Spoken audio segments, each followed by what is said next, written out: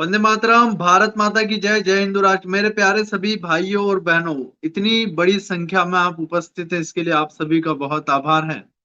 और मैं चाहता हूं कि आज का यह जो कार्यक्रम है, यह मील का पत्थर साबित होगा दुनिया से दहशतगर्द को खत्म करने के लिए। मिशन घर वापसी ने हिला दी है फलानों की जड़ें, खोलेगा पोल फलानों की। एक्स मुस्लिम समीर भाई, और समीर भाई आज वो बातें बताएंगे जो बातें हम सुनना चाहते हैं, जो बातें हमें सुनना चाहिए, जो बातें सदियों तक, जो बातें 1400 वर्षों तक छुपा करके रखी गई, जो बातें इन महान महान महान आत्माओं ने, मैं कहूं तो, आकर के धरती पर बताना शुरू किया। इसलिए इन सभी का बहुत आभार। और प्रतिदिन की भांति हम ओम का उच्चारण कर कार्यक्रम का शुभारंभ करते हैं। आइए, आंखों को बंद करेंगे, कमर को सीधा रखेंगे और परमात्मा का, प्रभु का, ईश्वर का नाम स्मरण करते हुए, आध्यात्मिक करते हुए, वातावरण को, मति को सदमति में परिवर्तित करते हुए, आइए हम कार्यक्रम की शुरुआत कर 3 बार परमात्मा का, प्रभु का, ईश्वर का नाम ओम का उच्चारण और स्मरण करें। आइए, आंखों को बंद करें। ओ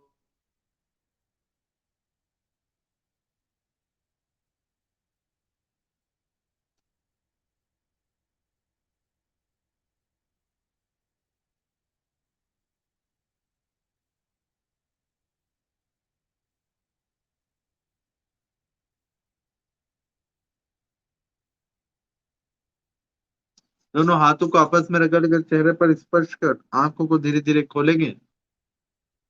मैं बहुत आभारी हूं मेरे प्यारे सभी भाइयों, आप सभी का, कितनी बड़ी संख्या में आप इस मुहिम को आगे बढ़ाने के लिए लगे हुए हैं। मेरे साथ हमारे आज के गेस्ट, आज के हमारे बहुत प्यारे, दिल के हमारे बहुत करीब रण योद्धा, रण बाकुरे, एक्स मुस्लिम समीर जी आए हुए। जिन लोगों से लोग कापा करते हैं, उन लोगों को सीधे सीधे टक्कर दे रहे हैं। जो लोग कहते हैं कि वाजिबुल कत्ल हो जाओगे, उनको बता रहे हैं कि भैया ये देश संविधान से चलता है, सरिया से। और तुम्हारे सरिया की क्या है सच्चाई, आइए सुनते हैं हमारे प्यारे, हमारे दिलों में रहने वाले एक्स मुस्लिम समीर भाई से। और ये चेहरा याद रखना, इतिहास में दर्ज है ये चेहरा, ये इतिहास लिखेंगे यह लोग। ये हमारे महान महान महान क्रांतिकारी हैं। आइए समीर भाई, आपका बहुत स्वागत है, हृदय की गहराइयों से स्वागत है जी। जी, बहुत-बहुत धन्यवाद स्वामी जी। सबको नमस्कार, जय हिंद, वंदे मातरम मेरी ओर से। और आपको भी बहुत-बहुत ज़्यादा आभार मेरी तरफ से कि आपने मुझे अपने महान एक प्लेटफ़ॉर्म के ऊपर आने की अनुमति दी और मेरे विचार रखने की मुझे अनुमति दी। साथ ही मैं सभी आपके व्यूअर्स का भी बहुत-बहुत ज़्यादा आभारी हूँ कि वो इतनी बड़ी संख्या में जुड़ते हैं और सुनते हैं और हम जैसे तुच्छ मानवों को इतना प्यार और सपोर्ट देते हैं, तो मैं दिल से आप सभी लोगों का आभारी हूँ। साथ ही जी आह्वान करता हूँ सभी लोगों का कि आइए और मानवता को स्थापित करने के इस यज्ञ में अपनी-अपनी आहुति दें। धन्यवाद। जी, शिप्रा दीदी अमेरिका से हैं, जिनका पहला नाम फेमिदा रहीम था। वो यहाँ पर जय महादेव गुरु की जय, आप नमस्ते, आपको नमस्ते कह रही हैं जी। नमस्ते बहन जी। जी समीर भाई, मेरा पहला ही प्रश्न है आपसे। और आ, आज एक घटना भी हुई है जहां पर आप हैं, जिस राज्य में आप हैं। आपका लोकेशन तो मैं नहीं बताऊंगा, लेकिन इतना कहते हो कि बिंदास, भारत के, बिंदास हाँ, गुरुजी, बिंदास। मैं उत्तराखंड हरिद्वार से का रहने वाला हूँ, बिंदास। जी, उत्तराखंड के हैं, हरिद्वार के हैं। और हरिद्वार से एक गंगा निकली मैया, जिन्होंने पाक कर दिया, साफ कर दिया किसको, पापियों के पाप को धोया नहीं, साफ कर दिया। ऐसे ही ये निकले समीर भाई, और अब ये भी निपटारा करने वाले हैं उस गंदगी का, गंदगी के ढेर का, जो लोगों के दिमाग में घुस गई है। तो आइए उस दिमागी गंदगी को ठीक करने के लिए। जी समीर भाई, मेरा ये कहना है कि इस दुनिया के अंदर जो सारी समस्याएं हैं, उसका समाधान, ये मैं आपके सामने एक चला रहा हूं पोस्टर। हम समस्या के समाधान पर खड़े हैं, लेकिन हम डर रहे हैं। डर के कारण से हमको पता नहीं चल पा रहा कि हम उस समस्या का समाधान कैसे करें, जबकि हम समाधान पर ही खड़े हैं। और वो समाधान क्या है, आज समीर भाई हमको बताएंगे कि किस प्रकार से वो समाधान आपकी आंखों के सामने, वो समाधान समीर भाई बताएंगे, फिर बाद में मैं भी चर्चा आपसे करूंगा। समीर भाई, मेरा पहला ही क्वेश्चन है कि दुनिया के अंदर ये जो भय दिखा करके एक बड़ा आतंक का, एक बड़ा वहशियाने पने का, दहशतगर्दी का ये जो काम शुरू हुआ है मजहब के नाम पर, इसकी बुनियादी जो एक कहूं तो किताब है, जिसकी जो नींव है, वो क्या कहती है, दुनिया के लोगों को आप समझाएं। और उसी से संबंधित मेरा प्रश्न है कि ये अल तकैया क्या है। आपने दो बातें की स्वामी जी। मैं एक एक करके दोनों का जो है आपको उत्तर करने की कोशिश करूंगा। हालांकि मैं इस लायक तो नहीं हूं कि आपके प्रश्नों का उत्तर दे सकूं, परंतु अपनी ओर से मैं पूर्ण प्रयास करूंगा कि आपको और आपकी ऑडियंस को मैं इनके बारे में थोड़ा सा एक्सप्लेन कर पाऊं। जहां तक मेरा विचार है, जितना मैंने इस्लाम को पढ़ा और जाना है, इस्लाम का मेन एजेंडा ही यही है कि आप लोगों से उनकी जो तर्क शक्ति है वो छीन लो। जब लोगों से उनकी तर्क शक्ति छीन ली जाती है और उनको एक अंधे बिलीफ के ऊपर चला दिया जाता है, तो लोग चाह करके भी उस तर्क शक्ति का प्रयोग नहीं कर सकते, क्योंकि उनको ये बताया जाता है कि यदि आप अपने तर्क का प्रयोग कर रहे हैं, आप अपनी बुद्धि का, अपने दिमाग का इस्तेमाल कर रहे हैं, तो आप खुदा और इस्लाम और मोहम्मद के खिलाफ जा रहे हैं। क्योंकि आपकी अकल और आपका जो तर्क है वो इतना तुच्छ और इतना छोटा है कि जो खुदा की खुदाई के सामने उसकी कोई औकात नहीं है, और उसके तय किए हुए उसूल के सामने उसकी कोई औकात नहीं है। तो जब इंसान के दिमाग में ये चीज आ जाती है कि उसका तर्क कोई मायने नहीं रखता, तो फिर चाहे कितना भी ज्ञानी और कितना भी तर्कवान व्यक्ति हो, वो चाह कर भी कभी अपना तर्क इस्तेमाल नहीं कर सकता। और यही इस कल्ट की, इस एक शराब की सबसे बड़ी वजह है कि लोग विद्वान होते हुए भी, बुद्धिमान होते हुए भी अपना तर्क इस्तेमाल नहीं करते और इस दलदल के अंदर फंसे रहते हैं। नंबर एक चीज। नंबर दूसरी बात यह है स्वामी जी कि जैसा कि आपने बताया कि समस्याएं अगर यहाँ है तो समाधान भी यही है, परंतु उन समाधान को सामने आने से ये कह करके रोक दिया गया है कि तुम्हारा खुदा, तुम्हारा अल्लाह ही सब चीजों के बारे में बेहतर जानता है, और जो रास्ता तुमको खुदा ने और मोहम्मद ने दिया है वही रास्ता सर्वश्रेष्ठ और सर्वोपरि है। तो आपको आंख बंद करके उसी पर चलना है, उसमें समाधान नहीं ढूंढना, क्योंकि आपका समाधान यही रास्ता है। इसी रास्ते पर चलकर आपको जो है वो फलाह मिलेगी, यानी कि आपको कामयाबी मिलेगी। अगर आप इस रास्ते को छोड़ दोगे तो आप लोग गुमराह हो जाओगे, भटक जाओगे और फेल कर दिए जाओगे। अब आपने प्रश्न किया अलतकैया के बारे में कि अलतकैया क्या है।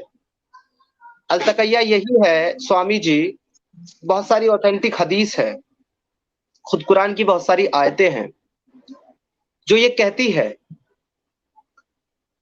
कि एक सहाबी जो है वो रिवायत करते हैं, यानी कि मोहम्मद के एक साथी हैं, वो ये बताते हैं कि जब हम मुनाफिकों और काफिरों से मिलते थे तो हमारे चेहरे पर मुस्कुराहट होती थी, लेकिन दिलों के अंदर नफरतें और गाली, बुग्ज होता था।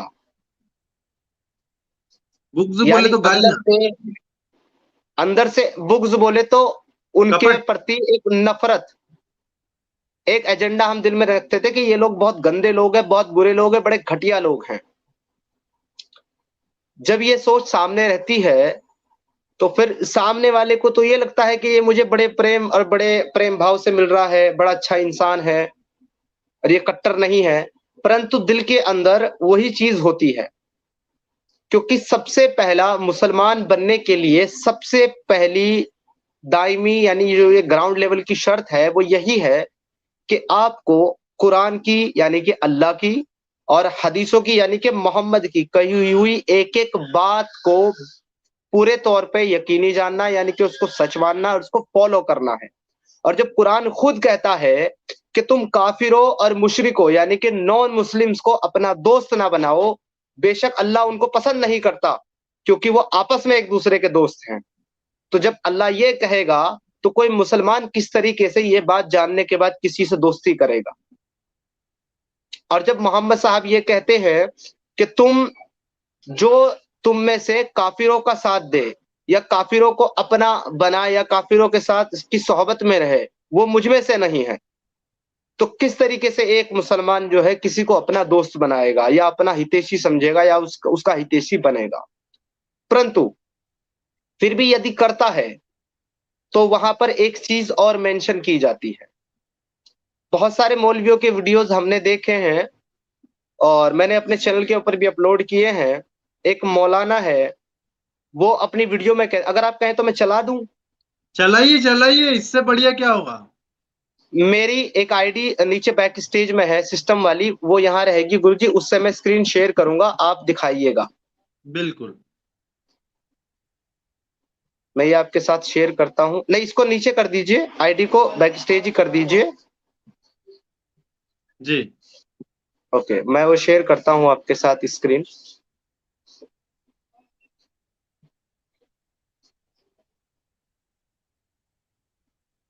एक सेकेंड।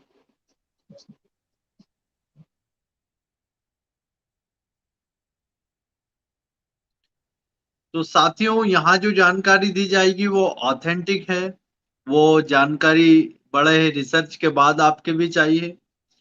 वो जानकारी के अभाव में आज तक हमारा भारतीय सेकुलर बन के घूम रहा था, लिबरल बन के घूम रहा था, बल्कि सांप जहरीले जहरीले जानवर की पूंछ से ही नहीं, मुंह से अपने कान खुजा रहा था।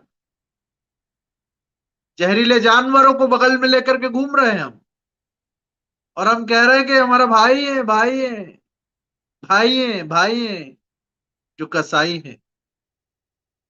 क्या कहूं मैं आपको इसीलिए कहता हूं, हाथ जोड़कर विनम्र निवेदन करता हूं कि बहुत बड़ा मिशन है हमारा, घर वापसी। उसे समझे, उसे समझे, और इस समाधान को अपनाएं। ये जो समाधान हम आपको दे रहे हैं, ये समाधान हम आपको बता रहे हैं, ये समाधान इसीलिए बता रहे हैं कि आप समाधान के ऊपर ही खड़े हैं। अगर हमने घर वापसियां करवा दिया, अगर हमने एक्स मुस्लिमों का आज सपोर्ट कर दिया, तो आने वाले समय में आज आज लगभग सभी एक्स मुस्लिमों को हमारा सपोर्ट है, फुल सपोर्ट है, सिक्योरिटी दे रखा है, उनका व्यवस्थाएं हम करने की कोशिश करते हैं। हालांकि कर नहीं पाते उतना जितना हमें करना चाहिए। ये लोग हमें बचाने के लिए आए हैं, ये लोग अपनी जान जान हथेली पर लगा करके हमें बचाना है। जी आइए, स्वामी जी, स्वामी जी। स्क्रीन पर मैं ले लेता हूँ स्ट्रीम को। जी जी, मैंने ले लिया है समीर भाई, और मैं अब आपको भी ले लेता हूँ। जी जी समीर भाई। मैं हिंदू, ये हिंदुस्तान के लिए, मेरे प्यारे मुस्लिम भाइयों के लिए तो अर्ज है, क्या मलाल करना मंजिल का जब हमने खुद खतरों का सफर लिया है। सिर्फ प्यार बढ़ाना चाहता हूँ आपसे मेरी जान, इसलिए मस्जिद के पास में घर लिया है। अच्छा रुक, तेरे को बता देती। की कसम, गंदे से गंदे, गंदे से गंदा मुसलमान भी हो और एक जो हो काफिर अखलाक अच्छे हो, बद अखलाक मुसलमान के पांव के जूते के बराबर। मजीद ने लिखा है, जहां भी आप काफिर को पाओ उनका कत्ल करो। Non Muslim into brackets Hindu. हाँ भाई, आगे स्वाद। oh, no.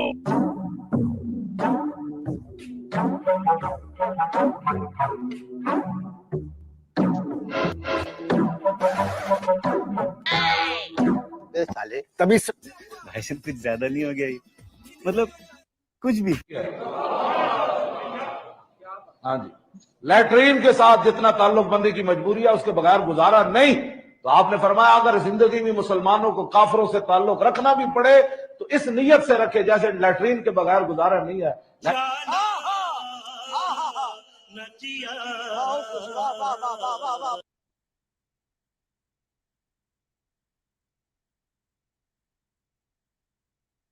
समीर भाई, आपका माइक बंद है। जी स्वामी जी। जी समीर भाई, आपने ये दिखाया, ये तो बड़े वाहियात किस्म की भाषा बोल रहे थे, और काफिरों को पता नहीं लेटरिन कह रहे थे, शौच कह रहे थे, शौचालय कह रहे थे। और ये टीवी में तो दिखाते हैं कि अल्लाह को प्यारी है कुर्बानी, तो ये वो कुर्बान करने के लिए आते हैं क्या लोगों को? अब आप देखिए स्वामी जी, मौलाना साहब जो है स्पष्ट शब्दों में कह रहे हैं कि यदि आपको किसी नॉन मुस्लिम, किसी काफिर के साथ संबंध रखना भी है तो इतना रखो जितना लेटरिन के साथ होता है, यानी कि बंदे को वहां जाना ही जाना है, वहां जाना, उसकी मजबूरी है वहां जाना, लेकिन वहां कोई रहना नहीं चाहता, उसको कोई पसंद नहीं करता, तो उसकी जो मिसाल जो है नॉन मुस्लिम की, ये वहां से दे रहे हैं। ये इनका सेक्युलरिज्म और इनका फ्रेम है।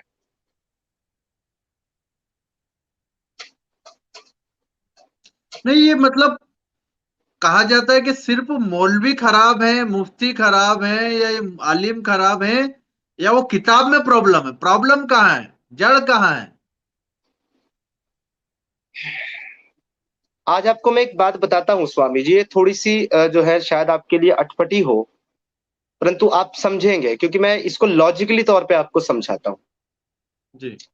जब हम जैसे कुछ चंद एक लोग जिन्होंने कुछ किताबों को, कुछ चीजों को पढ़ा और हमने समझा कि हाँ ये वाकई इंसानियत के खिलाफ है और ये चीजें सही नहीं है, और ये बात हमारी समझ में आ गई, हालांकि हम कोई मौलवी नहीं, कोई मुफ्ती नहीं, लेकिन हमने उसको पढ़ने के बाद इतनी चीजें समझी अपने इस दिमाग का इस्तेमाल करके, तो आपको क्या लगता है जो सालों साल इसी चीज को पढ़ते हैं मौलवी, उसको समझते हैं, क्या उनको समझ में नहीं आता होगा कि इसमें कुछ प्रॉब्लम है या यहाँ कुछ गलत है? डेफिनेटली उनको समझ में आता है, लेकिन प्रॉब्लम कहां से शुरू होती है? जब एक माँ बाप जो कि अकीदे के अंधे होते हैं और जिनका अंधा ईमान होता है कुरान, अल्लाह और अपने मोहम्मद पर, तो वो मोहब्बत में उस हदीस को सुनकर के अगर कोई अपने बच्चे को आलिम बनाएगा, हाफिज बनाएगा कुरान का, तो उसको अल्लाह जो है जन्नत देगा, जितनी कुरान की आयतें हैं उतने जन्नत के दर्जे देगा, उसको नूर का ताज पहनाया जाएगा, उसके माँ बाप को ऐसे ऐसे जोड़े पहनाए जाएंगे कि वो चमकदार होंगे, सारी दुनिया उनसे चमक जाएगी। तो इन प्यारी प्यारी सी हदीस को सुनने के बाद में वो मुसलमान जब अपने एक छोटे से बच्चे को, 4-5 साल के बच्चे को मदरसे में दाखिल कराता है, तो उस बच्चे को कोई सेंस नहीं होता, उसको ये भी नहीं पता होता कि मजहब क्या होता है और खुदा क्या होता है। जी। तो वो बच्चा वहां जाने के बाद फिर इस चीजों को पढ़ना शुरू करता है, और इनको पढ़ने के साथ साथ में वो जो कट्टरता है इस्लामिक की, उसको सीखना शुरू करता है। और जब उसकी उम्र होती है कोई 12-13 साल तक, तो तब जाकर के वो कुरान का हाफिज बनता है। और जब वो कुरान का हाफिज बन जाता है तो उसकी पढ़ाई वहां खत्म नहीं होती, उसकी आगे की जो पढ़ाई है वो कंटिन्यू की जाती है और उसको उलूम पढ़ाए जाते हैं, जो कि उलूम? 6 या 7 साल की पढ़ाई होती है उलूम की, जिसको पढ़ने के बाद वो आलिम यानी कि मौलवी बनता है।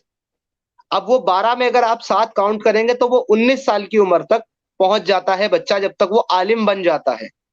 अब उसको 19 साल की उम्र में सेंस भी आ जाता है, समझ भी आ जाती है, पर साथ ही साथ वो जो इल्म उसने पढ़ा है वो भी आ जाता है। उसके बाद वो 4 साल के लिए और मजीद पढ़ाई करता है और वो मुफ्ती बनता है। अब आप ये समझिए कि जीवन का जो पढ़ाई लिखाई का समय था, जिसमें कुछ बनना था या कोई काम सीख करके कामयाब होना था, वो जीवन के 24-25 वर्ष वो जिस पढ़ाई को समझने में लगा दिया है, तो उसके पास तो वो मौका नहीं मिला कि अब वो कोई और काम कर सके या कोई और पढ़ाई कर सके या वो कोई इस तरह की कोई काबिलियत हासिल कर सके जिससे जीवन अच्छी तरीके से गुजार सके। अब तो वो केवल उसी के ऊपर डिपेंड है जो पढ़ाई उसने पढ़ी है मदरसे में। अब उसने आलिम बन करके लोगों को इस्लाम सिखाना है या मस्जिद में बच्चों को पढ़ाना है और नमाजें पढ़ानी है।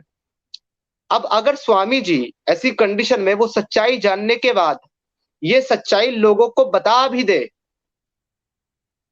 तो क्या पहली बात तो उसे की बात के ऊपर कोई यकीन नहीं करेगा? हमारे सचवाला जी की बात के ऊपर कितने लोग यकीन करते हैं? वो भी एक आलिम है, वो भी वहीं से निकले हैं। वो भी वही सच्चाई बता रहे हैं। तो अगर वो बता भी दे और लोग उसकी बात मान भी लें, तो स्वामी जी वो करेगा क्या? भीख मांगेगा?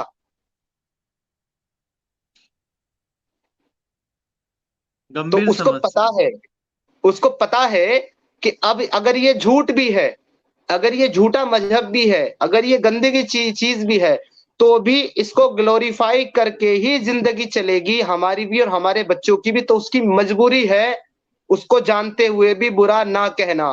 तो यहाँ पर इस्लाम में तो जो गलत है वो गलत है, लेकिन स्वामी जी ये मौलवी और ये मुफ्ती भी उतने ही जिम्मेदार हैं जो सच्चाई को नहीं बताते, सिर्फ अपने मतलब और अपने फायदे के लिए। अच्छा, मेरा दूसरा प्रश्न है कि भारत के सबसे खतरनाक या दुनिया के सबसे वहशी दहशतगर्द ये जो आलिम मौलवी होते हैं कहाँ से निकलते हैं? कौन सा इनका इनका स्थान है जहां से सब सप्लाई हो रहा है, माल प्रोडक्शन जो हो रहा है? कौन सी बड़ी फैक्ट्री है? खुल के बोलिए। और मैं हाथ जोड़कर विनम्र निवेदन करता हूं आपको कि आपकी सुरक्षा भारत सरकार तय कर चुकी है। हमारा बात हुआ है कई मंत्रियों से। आप बिल्कुल बेफिक्र होकर के काम करें। भारत संविधान से चलता है, शरिया से नहीं चलता है। शरिया का एक सिंगल कानून भी अगर भारत के संविधान में कहीं छिपा पड़ा होगा, उसे निकाल करके खत्म कर दिया जाएगा। मैं आगे आपसे पूछूंगा प्रश्न, लेकिन आप बिल्कुल बेफिक्र होकर के, हम हाथ जोड़कर निवेदन करते हैं, आप बिल्कुल सुरक्षित है। हमारा पूरा टीम आपको आर्थिक, सामाजिक, हर प्रकार से सुरक्षा प्रदान करेगा। जी जी समीर भाई बताइए, कौन सा इनका स्वामी फैक्ट्री जी है सबसे खतरनाक भारत में? स्वामी जी सबसे पहले तो बहुत बहुत धन्यवाद आप सभी लोगों का और भारत की पूरी जनता का। आप इतना हमारे बारे में सोचते हैं और सपोर्ट करते हैं। मैं समझता हूं कि सारे एक्स मुस्लिमों को इस चीज की आवश्यकता है, क्योंकि जो लोग डर के इस चीज को नहीं बता पाते, इस एक्सट्रीमिस्ट और इस कट्टर आइडियोलॉजी की वजह से अपने ख्यालात नहीं बता पाते, उनको अगर सपोर्ट मिलेगा और सुरक्षा मिलेगी तो बहुत सारे लोग सामने आएंगे। लेकिन बिल्कुल, मैं अपने लगभग विषय में मैंने आज भी आपको कहा था, हम जी आप हमारी जान चली जाएगी लेकिन आपके ऊपर एक बाल को भी आपके कोई हिलाएगा नहीं। लेकिन जी मैं समीर अपने भाई विषय बोलिए। में बता दूं स्वामी जी, मैंने अपना फेस तब रिवील किया था जब मैं किसी के संपर्क में नहीं था, और मैं हमेशा से जी, ही, जब से इस मूवमेंट में जुड़ा हूं और ये काम कर रहा हूं, तब से हमेशा से ही मैंने एक चीज कही है कि भाई मैंने अपना खुद का कफन सिलवा करके रख लिया है और मैंने अपनी बॉडी मेडिकल कॉलेज को डोनेट कर दी है ऑलरेडी, मेरे पास क्या सर्टिफिकेट है। बात है, कितनी बड़ी बात है, कितनी बड़ी बात है। मैं सभी भाइयों से कहना चाहूंगा, समीर भाई के लिए एक बार क्लिप्स बनती है। कितना बड़ा विजन है, कितना बड़ा विजन है हमारे समीर भाई का। और भगवान, परमात्मा, प्रकृति, नेचर आपको लंबी आयु देगा। आपकी बॉडी 100 साल तक ऐसे ही सुरक्षित रहेगी आपके प्राणों के साथ, मैं आपको आश्वस्त करता हूं। लेकिन मैं आपसे पूछना चाहता हूं कि भारत का सबसे खतरनाक प्रोडक्शन फैक्ट्री कहाँ है, मुझे बताइए। ये एक ऐसा प्रश्न है स्वामी जी, जो कि किसी एक चीज को जो है सामने रखने वाली बात है।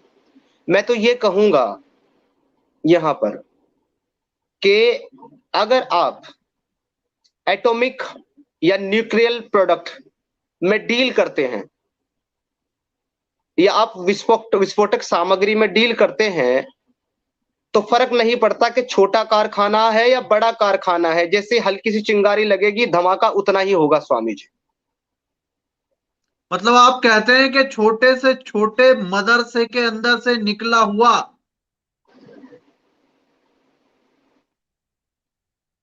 ये मासूम सा दिखने वाला, दिमाग के अंदर शैतानी खुराफात लिए ये दहशतगर्द उतने ही खतरनाक है जितना ओसामा बिन लादेन था अमेरिका के लिए, दुनिया के लिए। आप मानते हैं क्या इस बात को? स्वामी जी मैं एक चीज क्लियर करना चाहता हूं। जी सबके अपने अपने विचार होते हैं, मेरा विचार ये है, कम से कम भारत के मुसलमान के बारे में, जी भारत का मुसलमान बुरा नहीं है, उसको बुरा बनाया गया है, जी उसका उसका ब्रेन वॉश किया गया है, उसके अंदर जिहादी मानसिकता डाली गई है। स्क्रिप्चर स्क्रिप्चर को आप जिम्मेदार नहीं ठहराएंगे यहाँ पर उतना जितना मैं जिम्मेदार ठहराता हूं मौलवियों को। क्योंकि आप ये देखिए कि कुरान या हदीस या खुद मोहम्मद आकर के किसी के बॉडी पे बॉम्ब नहीं बांधते, ना वो किसी को आतंकवादी बनाते हैं ना जिहादी बनाते हैं। वहां लिखा हुआ है, पर वो लिखी हुई चीजें लोगों के अंदर डालने का काम करते हैं ये मदरसे और ये मौलवी। तो इसीलिए हिंदुस्तान का मुसलमान मासूम है, भोला है, उसको इन सब चीजों की हकीकत नहीं पता है, और उसकी अज्ञानता का फायदा जो है ये जिहादी, ये मौलवी, ये मुफ्ती उठा करके उसको टेररिस्ट बनाने का काम कर रहे हैं, उसको जन्नत और 72 हूर का लालच दे करके। तो ये मासूम बच्चे जिनको अभी तक ये भी नहीं पता कि खुदा होता क्या है, उनके ब्रेन के अंदर, उनके भेजे के अंदर ये चीजें ठोकी जा रही है कि खुदा कौन है, उसका क्या हुक्म है, काफिर कौन है, उनके लिए कैसा सुलूक करना है, वो क्या है। इनका खुदा खुद कुरान के अंदर कहता है काफिर नजस हैं, यानी कि वो गंदी चीज है, पूपू है। इनका खुदा कहता है कि काफिरों को जहां पाओ वहां कत्ल कर दो। इनका खुदा कहता है कि जो अल्लाह और आखिरी दिन पर ईमान ना ले आए उसके साथ जंग करो।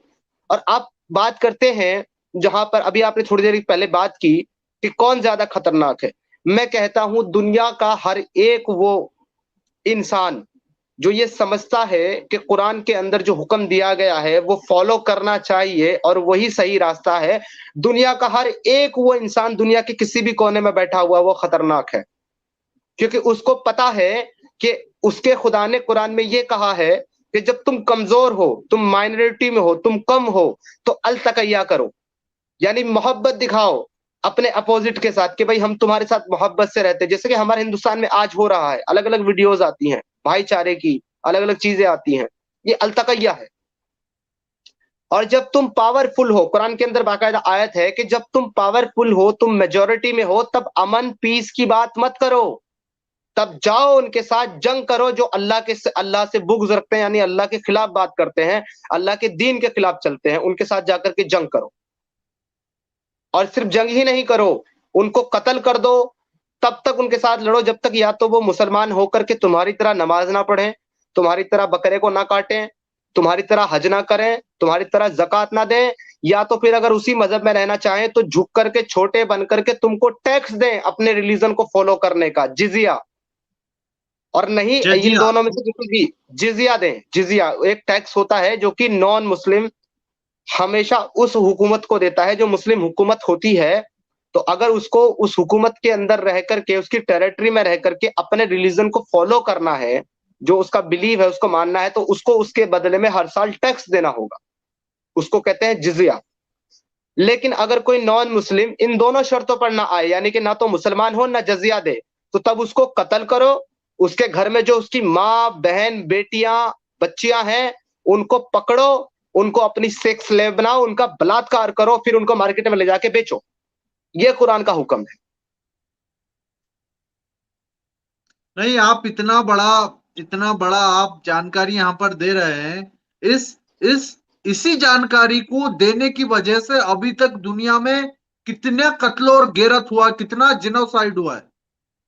मुझे आज भी वो जूस का एक किस्सा पता है, यहूदी का, कि वो गया था किसी अपने साथी के पास और उससे कहा था मैं बहुत शराब पीता हूँ, क्या मैं मुसलमान बन सकता हूँ? बड़ी चालाकी से उस मौलवी ने कहा अममिया आइए, ये तो अल्लाह का करम है तुम पर, आ जाइए तुम। और वो जब चला गया तो उससे क्या कहा उसने? उसने कहा अब तुम बन गए हो मुसलमान, अब अगर तुम शराब पियोगे तो मारो जाओगे और इस्लाम छोड़ोगे तो भी मारे जाओगे। तो क्या ये रियलिटी है? क्या मैंने गलत बात कहा है, सही कहा? आप बताइए। नहीं स्वामी जी, आपने बात सही कही है, थोड़ा सा उसका कॉन्टेक्स्ट जो है इधर उधर हो गया, मैं उसको करेक्ट कर देता हूँ। कर दीजिए, बिल्कुल सही वो कर वो दीजिए। एक वो एक ज्यूस था जिसके पास एक, और ये मौलाना बड़े जो है ना मौलाना का बयान है, वो बड़े जो है खुश होकर के बता रहा है कि आपको अलतकैया किस तरीके से करना है और इस्लाम में लोगों को किस तरीके से कन्वर्ट करना है। तो वो जी बता रहा है कि एक ज्यूस था, यानी कि एक यहूदी था ज्यू, जी उसके पास एक मुसलमान गया और उससे बोला कि तुम इस्लाम में दाखिल हो जाओ। उसने कहा जी भाई मैं तो जो है शराब बहुत पीता हूँ और इस्लाम के अंदर शराब जो है वो हराम है, तो अगर मैं मुसलमान हो गया तो मैं शराब नहीं पी पाऊंगा। बिल्कुल। तो उसने कहा कि अच्छा एक काम करें, तुम शराब पीते रहना लेकिन मुसलमान हो जाओ। जी उसने कहा कि शराब पी सकता हूँ मुसलमान होने के बाद, कोई प्रॉब्लम नहीं। कह रहे हाँ कोई बात नहीं, आप शराब पीते रहना, आप मुसलमान हो जाओ। तो उसने कहा ठीक है, अशहदु अल्ला इलाहा इल्लल्लाह व अशहदु अन्ना मुहम्मद रसूलुल्लाह। उसने ये कलमा पढ़ा और वो मुसलमान हो गया। तो जैसे ही उसने कलमा पढ़ के ये कहा कि मैं मुसलमान हो गया, तो उस मुसलमान ने कहा देखो अब आप मुसलमान हो गए हो, अब आप इस्लाम में आ गए हो, तो अब इस्लाम का जो कानून है वो आपके ऊपर लागू होता है, अब आप शराब नहीं पी सकते। अच्छा। उसने कहा कि भाई तुमने तो मुझसे वादा किया था कि मैंने तुमसे तब वादा किया था जब तुम यहूदी थे, अब तुम मुसलमान हो, अब तुम शराब नहीं पी सकते। अगर तुम शराब पियोगे तो शराब हराम है, तुम्हें कोड़े मारे जाएंगे, और अगर तुम शराब पीने के लिए इस्लाम को छोड़ दिए तो तुम वाजिबुल कत्ल हो, तुम्हारा सर काट देंगे हम। फिर आगे बताया कि फिर वो ना तो उसने शराब पी और वो मुसलमान ही रहा। तो ये अलतकैया है गुरु जी। अच्छा, उसने यहाँ पर शराब नहीं पी, ठीक है, मान लिया हमने बात। लेकिन वो जहां जाएगा, जिसके लिए शराब नहीं पी, जहां वो जाने वाला है, जिस टूर के लिए वो निकला है, वो जहां पर टूर रुकेगा, वो तो पूरा मजे का हब है, वो मजहबी मजे का हब है। वहां तो जन्नत में मिलेगी भर भर के हूरों के साथ। क्या यहाँ ये चक्कर है, देखिए क्या आप, माजरा है? यार ये देखिए आप स्वामी जी, कि जी अल्लाह यहाँ कहता है कि दुनिया में शराब नहीं पीनी क्योंकि वो हराम है, और जी। जन्नत में शराब देता है। यहाँ दुनिया में कहता है कि तुम जिना नहीं कर सकते, ये बड़ा गुनाह है। हालांकि जिना की जरूरत पड़ती नहीं है मुसलमान को, अगर इस सही इस्लामिक शरिया को फॉलो करेगा तो 4 तो बीवियां होंगी, 15-20 लौंडियां होंगी, तो क्या बाप रे, जरूरत है जिना कितनी? करने की। Swami ji 50, 100, 1000, 2000, no limit. कोई क्वांटिटी नहीं है कि कितनी रख सकते हो, 1 लाख भी रख सकते हो, आपके अंदर गुंजाइश होनी चाहिए। There is no limits in लॉन्डी। बीवियों की लिमिट है 4, लेकिन लॉन्डी की कोई लिमिट नहीं है स्वामी जी, अनलिमिटेड आप रख सकते हो जितना आपकी कैपेसिटी है। तो जिसके पास अनलिमिटेड लॉन्डिया हो, उसकी जरूरत के मुताबिक 4 बीवियां हो, उसको जिना करने की जरूरत पड़ेगी स्वामी जी? हद है ये। जीना है कि मरना है, ये क्या है, चक्कर क्या है ये? असल में जिना बोलते हैं इस्लाम में किसी ऐसी खातून के साथ इंटीमेट होना, सेक्स करना, जो ना तो उसकी मलकल यमीन यानी कि उसकी गुलाम लोंडी है, ना उसकी बीवी है, उसके अलावा जो अदर है उसके साथ इंटीमेट होने को, सेक्स करने को जिना कहते हैं। तो ये कहते हैं जिना हराम है। अरे भाई, इस्लाम के शरिया को अगर फॉलो करोगे तो जिना की तो जरूरत ही नहीं पड़ती, अनलिमिटेड तुम्हारे पास है। फिर कौन जा रहा है कहीं और करने? तुमने 20-20, 30-30 रखी हुई है अपने पास, 4-4 बीवियां रखी है, 34-35 की तादाद है, जहां मर्जी वहां चले जाओ, सब सब जायज है। अल्लाह कुरान में कहता है कि हमने तुम्हारे लिए हराम कर दी गई वो औरतें जो किसी के निकाह में है, यानी किसी की बीवी हैं। लेकिन लेकिन वो औरतें जो तुम्हारे हाथ जंग माले गनीमत में आई हो, यानी कि अगर वो शादीशुदा भी है, उसका पति जिंदा भी है, तुमने उसको मार दिया या वो जिंदा भी है, तो भी तुम उसको सेक्स स्लेव बना के उसके साथ सेक्स कर सकते हो, एंड दिस इज टोटली हलाल, जायज।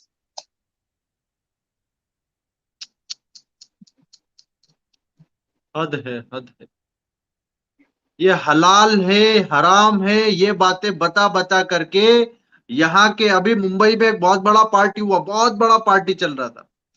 वहां पर सारी बॉलीवुड की हीरोइन गई, और वहां पर एक बुर्का ओढ़े एक लेडीज आई, और उसके साथ एक लंबी दाढ़ी में बिना मूछ का कठमुल्ला आया।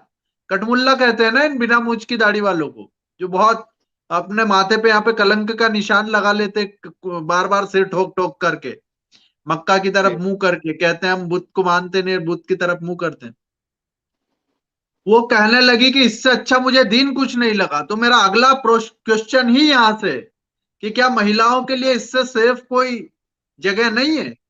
ये क्या इतना इतना इतना सेफ जोन है महिलाओं के लिए?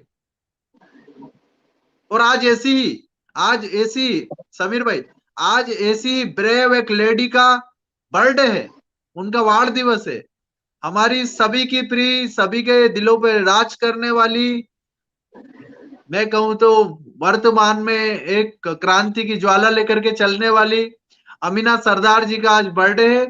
उनको happy birthday to you, Amina ji, Amina दीदी, बहन जी, हैप्पी बर्थडे टू यू। बार बार दिन ये आए, बार बार दिल ये गाए, आप जियो हजारों साल, और साल के दिन हो 50,000। और हॅपी बर्थडे टू वाढदिवसाच्या हार्दिक हार्दिक मनापासून शुभेच्छा मीना दीदी को। बहुत खुश रहें दीदी, सदैव खुश रहें। और दीदी लड़ रही हैं और दीदी ने काफी सारी सच्चाइयां भी बताई। तो मेरा प्रश्न है समीर भाई कि क्या इससे अच्छा कोई कोई जगह नहीं है, ये जो कहते हैं कि माँ के पाँव के नीचे जन्नत है, माँ के पाँव के नीचे फलाना है, माँ के पाँव के नीचे ठिकाना है, क्या इनसे अच्छी कोई जगह नहीं है? और स्वामी जी वो मेरी आईडी जो है ना ड्रॉप हो गई है, तो कोई इसको बात हटा नहीं। दे। जी, जी सॉरी, मैं सिस्टम से रहता हूँ। कोई बात नहीं, बहुत बढ़िया है, सिस्टम भी बहुत बढ़िया है। ये देखिए शैतान आ जाता है, ये रमजान में चला गया था, शैतान फिर आ गया है। जी, ये खोल दिए गए हैं स्वामी जी, क्योंकि अब ये इधर उधर शैतान जो घूमेंगे। है ना, उस पे भी खैर हमने बात की थी कि शैतान क्या वाकई जो है रमजान के अंदर बांधे जाते हैं, तो वहां भी हमने साबित किया था कि ये भी इनका एक झूठ है लोगों को खुश करने के लिए कि शैतान को कैद किया जाता है। शैतान कभी भी कैद नहीं होता, क्योंकि शैतान कैद तब होगा स्वामी जी जब शैतान होगा, जब शैतान है ही नहीं तो कैद कहां से होगा? ये खुद ही शैतान है। अगर आपको शैतान देखना है इस्लाम का, तो उसके लिए आपको ये कोई जिनों हवा चीजों को देखने की जरूरत नहीं है। ये जो इतनी बड़ी बड़ी दाढ़ी और इतने बड़े बड़े पेट वाले जो घूम रहे हैं ना, पेट के अंदर 4-4 बच्चे लेकर के, इन्हीं को देख लीजिए, मुल्ला मौलवी को, यही इस्लाम के शैतान है। यही असली शैतान है क्या? जी, यही वाले असली शैतान हैं और यही लोगों को शैतान बनाते हैं। जी जी बोलिए। एनीवे चले, आपने महिलाओं के संबंध में जो है प्रश्न किया। पहली बात तो औरत का जो ये वर्ड यूज करते हैं ना स्वामी जी, ये खुद इतना जी, घटिया है ना। औरत का अच्छा, औरत अरबी, वर्ड ही घटिया है? जी अरबी में जो औरत है उसका जो मीनिंग होता है, अगर आप उसको ट्रांसलेट करें अरबी से हमारी लैंग्वेज में, तो उसका अर्थ होता है योनि। छी, राम राम, हाय राम, हे भगवान, हे परमात्मा। जी जी जी। और स्वामी जी आप समझते आए हैं आज तक, और सभी लोग समझते हैं, अक्सर लोग जिनको नहीं पता, कि मुसलमान जो है वो शादी नहीं निकाह करता है। तो निकाह एक शादी है इस्लामिक रीति रिवाज के मुताबिक। तो मैं बता दूं स्वामी जी आपको, कुरान के अंदर निकाह का जो वर्ड आया है उसका मतलब शादी बिल्कुल नहीं है। शादी नहीं, निकाह का मतलब फिर क्या है? निकाह का मतलब है, अगर लफ्जी माना ट्रांसलेट करें अरबी से, तो उसका मतलब है सुराख डालना। हाय राम, हे भगवान, हे परमात्मा, ऐसे किस लोगों को भेजा कि ऐसी ऐसी किताबें लिख दी। जी जी बोलिए। और अगर हमारी आम भाषा का प्रयोग करते हुए उसका मतलब समझना चाहें, तो उसका मतलब ये है कि निकाह का डायरेक्ट मतलब है सेक्स करना। छी छी, ऐसी बातें भी मुझे एक संत होते हुए सुननी पड़ रही, लेकिन समाज को जगाने के लिए ऐसी बातें हमको करना पड़ रही है, सुनना पड़ रही है और लोगों को बताना पड़ रही है। अगर हम नहीं बताएंगे, अगर आज समीर भाई के साथ बैठकर स्वामी जितेंद्रानंद सरस्वती इन बातों को लोगों तक नहीं पहुंचाएगा, तो कौन बताएगा ये बातें? जी जी समीर भाई, आप बोलते जाइए। बाप रे। जी, तो अगर कहीं पे ये कहा जा, अब ये देखिए कि इन लोगों को इतनी छोटी सी भी बात नहीं पता कि एक्चुअली निकाह का मतलब क्या होता है। अच्छा, ये निकाह का वर्ड क्यों यूज किया गया है इस्लाम में शादी की जगह? शादी क्यों यूज नहीं किया? क्योंकि शादी का मतलब होता है स्वामी जी केवल एक व्यक्ति के साथ रिलेशन में आना या संबंध में बंधना। इस्लाम जी जो है एक से ज्यादा स्त्रियों महिलाओं के साथ संबंध बनाने पर जो है जोर देता है, और ऑफर भी यही देता है। इवन जन्नत में भी जो औरतें, महिलाएं सॉरी, इनको हुरे जो मिलेंगी, वो भी एक से ज्यादा 72 तक मिलेंगी, 72 तक। तो इसलिए इन्होंने शादी का वर्ड यूज नहीं किया, क्योंकि जो अर्ली स्क्रिप्चर थे जिनको ये बता रहे थे कि अहले किताब जो है वो अल्लाह की किताबें हैं और मैं उसका अगला नबी हूँ, मोहम्मद साहब जो बता रहे थे, तो वहां पे एक ही शादी का कॉन्सेप्ट था। तो इन्होंने सोचा कि अगर मैं यहाँ शादी लूंगा तो एक ही से करनी पड़ेगी, एक ही के साथ करेंगे। अगर ज्यादा से करना है तो इसका कोई जो है ऑब्जेक्टिव वर्ड हमें ढूंढना होगा, तो इन्होंने ढूंढा निकाह। निकाह। निकाह का मैंने आपको बता दिया है। लेकिन आप ये देखिए कि जो लोग आज भी नहीं जानते, एक बाप एक बाप जो अपनी बच्ची की मैं शादी तो नहीं कहूंगा, शादी तो होती ही नहीं इनके यहाँ, लेकिन वो समझ रहे होते हैं कि शादी हो रही है, वो अपनी बेटी की शादी के लिए एक तारीख तय करता है और 10 लोगों को जाके बोलता है कि मेरी बेटी का निकाह है, तुम आना।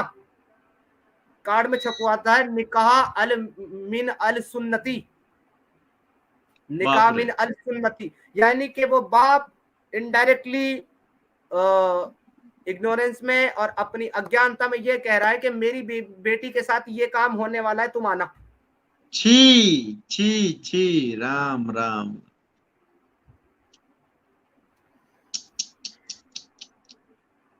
ये इस्लाम है और स्वामी जी। फिर भी लोग कह रहे हैं कि जन्नत है पांव के नीचे माँ के, तो ये क्या लफड़ा है? स्वामी जी, हमारे प्यारे मोहम्मद साहब ने अगर दुनिया में किसी चीज को नहीं देखा तो वो केवल सल्ले उनकी माँ। वल्लभ वसई सल्लम क्या है ना, जी रसूल बेटा बंद कर, जी। आ रहा हूं।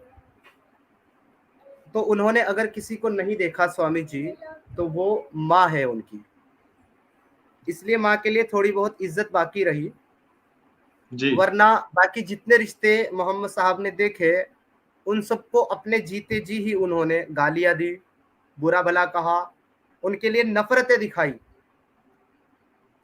उनको जिसने भी उनके साथ अच्छा और बढ़िया सलूक किया, बदले में इन रिटर्न में मोहम्मद साहब ने उसको गालियां दी, उसको बद्दुआएं दी, उसको बाप रे। डराया, उसको धमकाया, उसको बुरा भला बोला।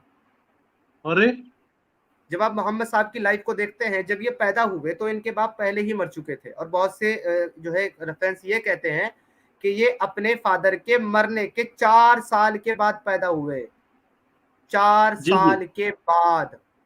जी। समीर भाई, मैं वो 4 साल को अभी अपन थोड़ा सा साइड में रखें, क्योंकि अभी जीवन पड़ा है, उन 4 साल के ऊपर रिसर्च होगा अपना और उस पर ही जी स्ट्रीम करेंगे 4 साल पर बहुत ही जल्दी।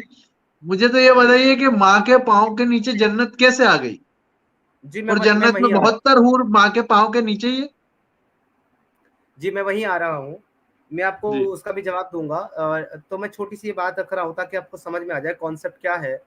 तो जब वो पैदा हुए तो उनकी माँ ने उनको पैदा होते ही दूसरी औरत को सौंप दिया 2 साल के लिए। जी वो तकरीबन वहां पे 4 साल तक रहे, 2 साल के लिए गए थे, 2 साल और एक्सपेंड कर दिया और वो 4 साल तक के लिए गए। तो 4 साल वहां रहने के बाद में जब उनको वापस लाया गया तो 1 साल के अंदर ही उनकी माता जो है उनका देहांत हो गया, वो एक्सपायर हो गई। तो यानी कि वो अपनी माँ के साथ रहे ही नहीं। एक सेकंड स्वामी जी।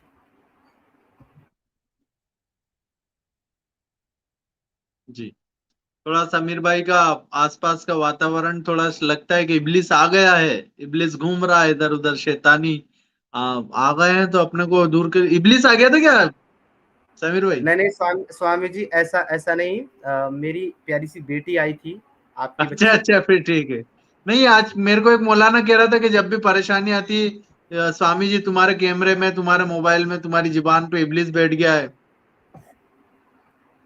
अच्छा जी। जी तो स्वामी जी माँ के साथ वो नहीं रहे। उसके जी बाद उनको माँ के पिता पहले गुजर गए, माँ बची। तो उसके बाद में उनके दादा जो अब्दुल मुत्तलिब थे, तो जी। उन्होंने उनकी केयर करना शुरू किया और 2 साल के अंदर वो भी निपट गए। अरे उसके बाद उनके चाचा अबू तालिब ने उनको संभाला और वो काफी टाइम तक उनके साथ रहे। तो उन्होंने भी उसको पाला पोसा, हालांकि कुछ काम धंधा नहीं करते थे, तो अबू तालिब ही उनकी सारे खर्चे उठाते थे। लेकिन अबू तालिब ने उन अपने मरने तक कभी भी इस्लाम कबूल नहीं किया। तो मोहम्मद साहब ने भर भर के बुरा भला कहा, गालियां दी इन सबको के सारे जहन्नमी हैं, इन्होंने किसी ने इस्लाम कबूल नहीं किया, सबको बुरा भला कहा। और यदि किसी ने थोड़ा बहुत कुछ उनके लिए अच्छा किया था तो वो उनकी माँ थी, इसलिए उन्होंने ये सारी बातें कही कि माँ के पैरों के नीचे जन्नत है, इसके अलावा किसी रिश्ते को आप जो है ना वहाँ अच्छा नहीं मानेंगे। और ये एक अकेली हदीस है, इसके अलावा कोई और प्रिविलेज माँ के बारे में नहीं कही जाती और इसको फॉलो भी नहीं किया गया। क्योंकि आयशा जो इनकी बीवी है, सबसे छोटी बीवी है, जिसको ये उम्मुल मोमिनीन कहते हैं, यानी कि तमाम मुसलमानों की माँ। तो जब वो उम्मुल मोमिनीन थी तो वो अबू बकर की भी माँ थी, वो उमर की भी माँ थी, वो अली की भी माँ थी। लेकिन देखिए अबू बकर आकर के खुद उसकी कोख में जो है मुक्के मारता है। बाप रे, क्यों? जब वो शादी करके मोहम्मद साहब के घर में थी तो किसी बात के ऊपर थोड़ा सा एतराज हुआ, तो इस बात का, और उसने उनका जो है वो हार जो था वो कहीं गुम हो गया रास्ते में।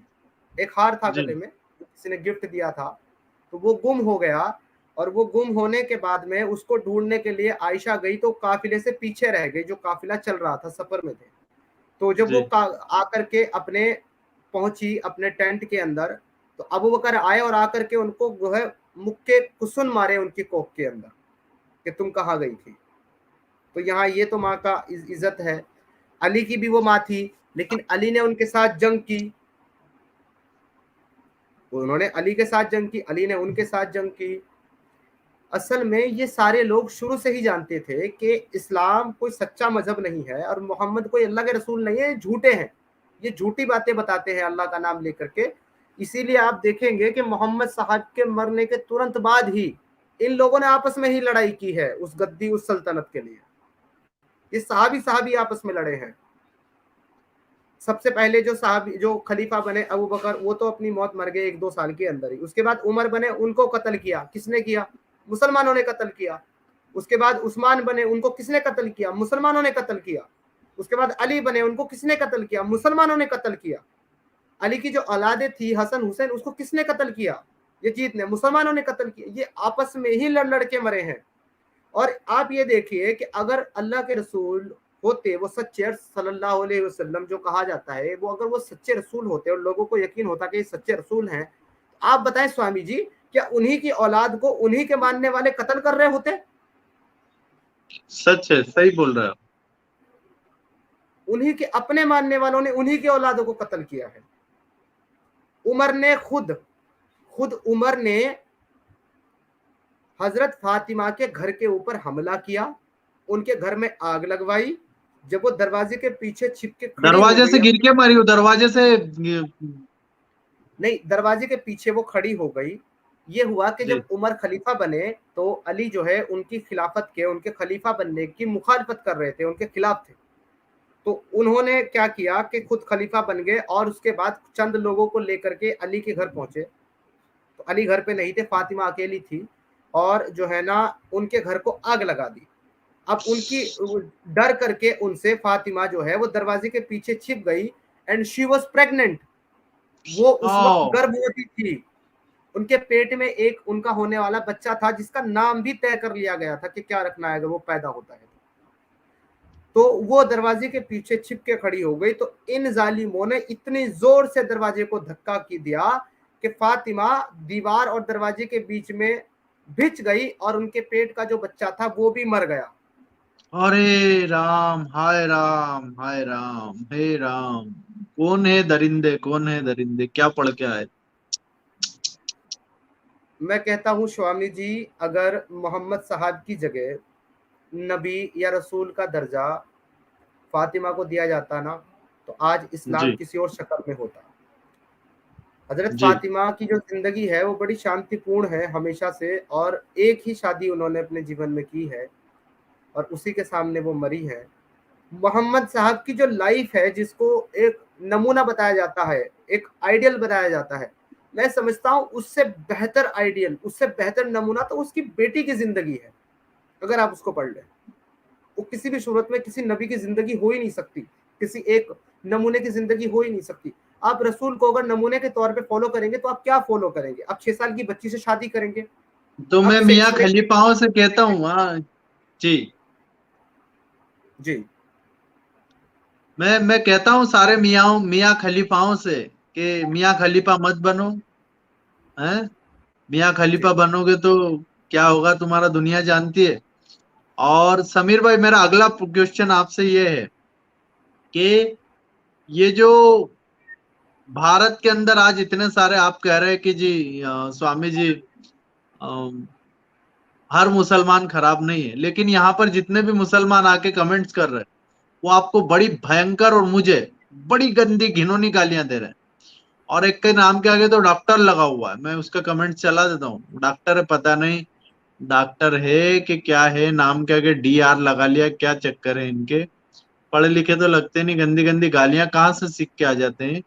यहाँ पे एक्चुअली 2500 लोग तो एक पेज पर और 2300 लोग एक पेज पर, तो इसलिए पूरा बहुत, मैं सभी लोगों से कहूंगा कि थोड़ा कमेंट धीरे धीरे धीरे धीरे। समीर भाई हमारे साथ हैं, आगे भी आते रहेंगे। तो वैसे समीर भाई आप बहुत बड़ी सेलिब्रिटी हैं हमारे देश के, तो अरे भगवान आपको खूब खूब खूब तरक्की दे।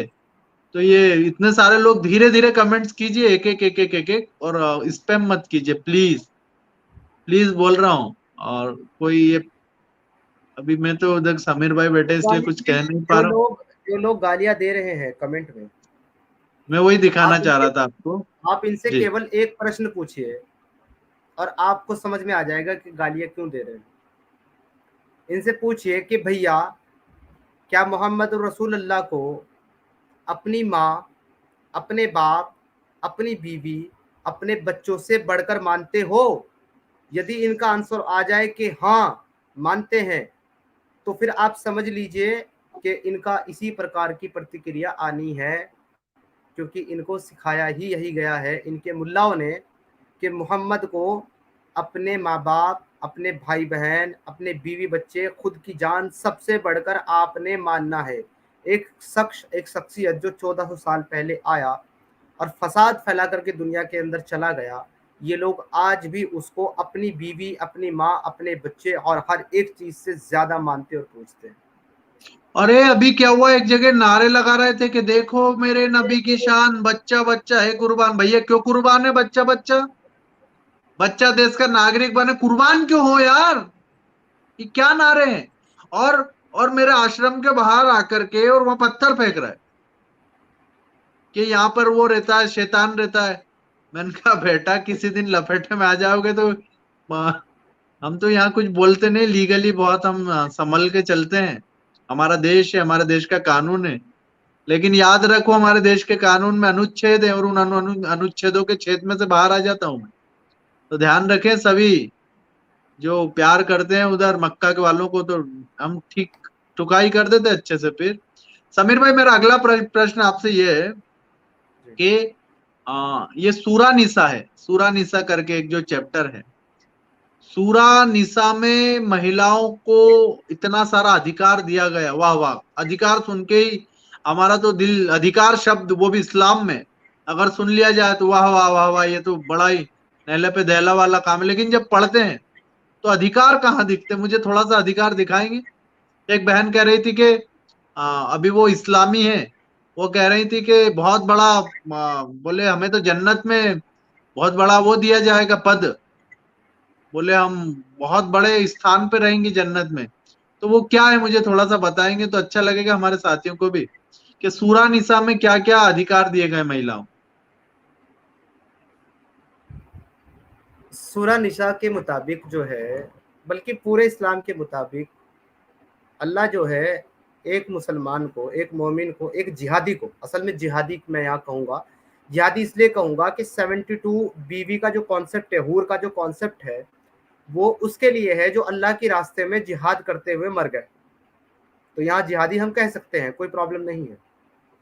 तो जो एक मुसलमान जिहादी जन्नत के अंदर जाएगा, उसको 72 बीवियां जो मिलेंगी, तो उसको उन 72 बीवियों के साथ उसकी जो दुनिया की बीवी होगी वो भी मिलेगी, और वो बकौल कुरान उन सारी बीवियों की, उसकी जो 72 बीवियां होंगी उन सबसे ज्यादा खूबसूरत होगी, और अपनी अपनी पर्सनल जो रियल बीवी होगी उसको देखने के बाद जन्नती का मन भी नहीं करेगा उन 72 के पास जाने का। तो फिर भैया दी काहे हैं?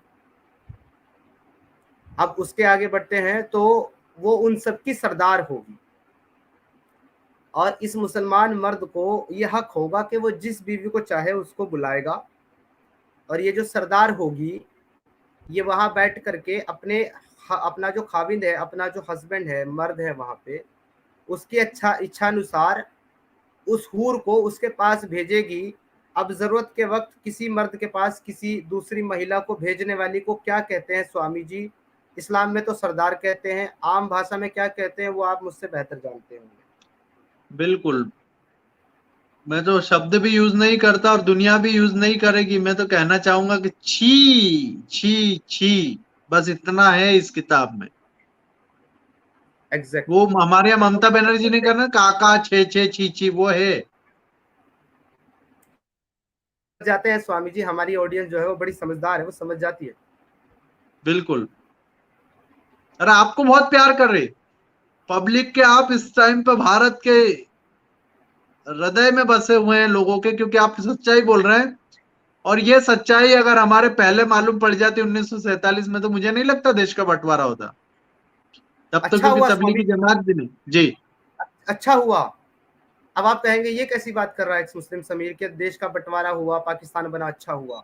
जी जी जी, इसलिए अच्छा हुआ बताइए। स्वामी जी कि 25 या 30 करोड़ लोगों ने ये हाल कर रखा है हमारे देश का। अगर ये 70 करोड़ होते तो क्या हाल होता।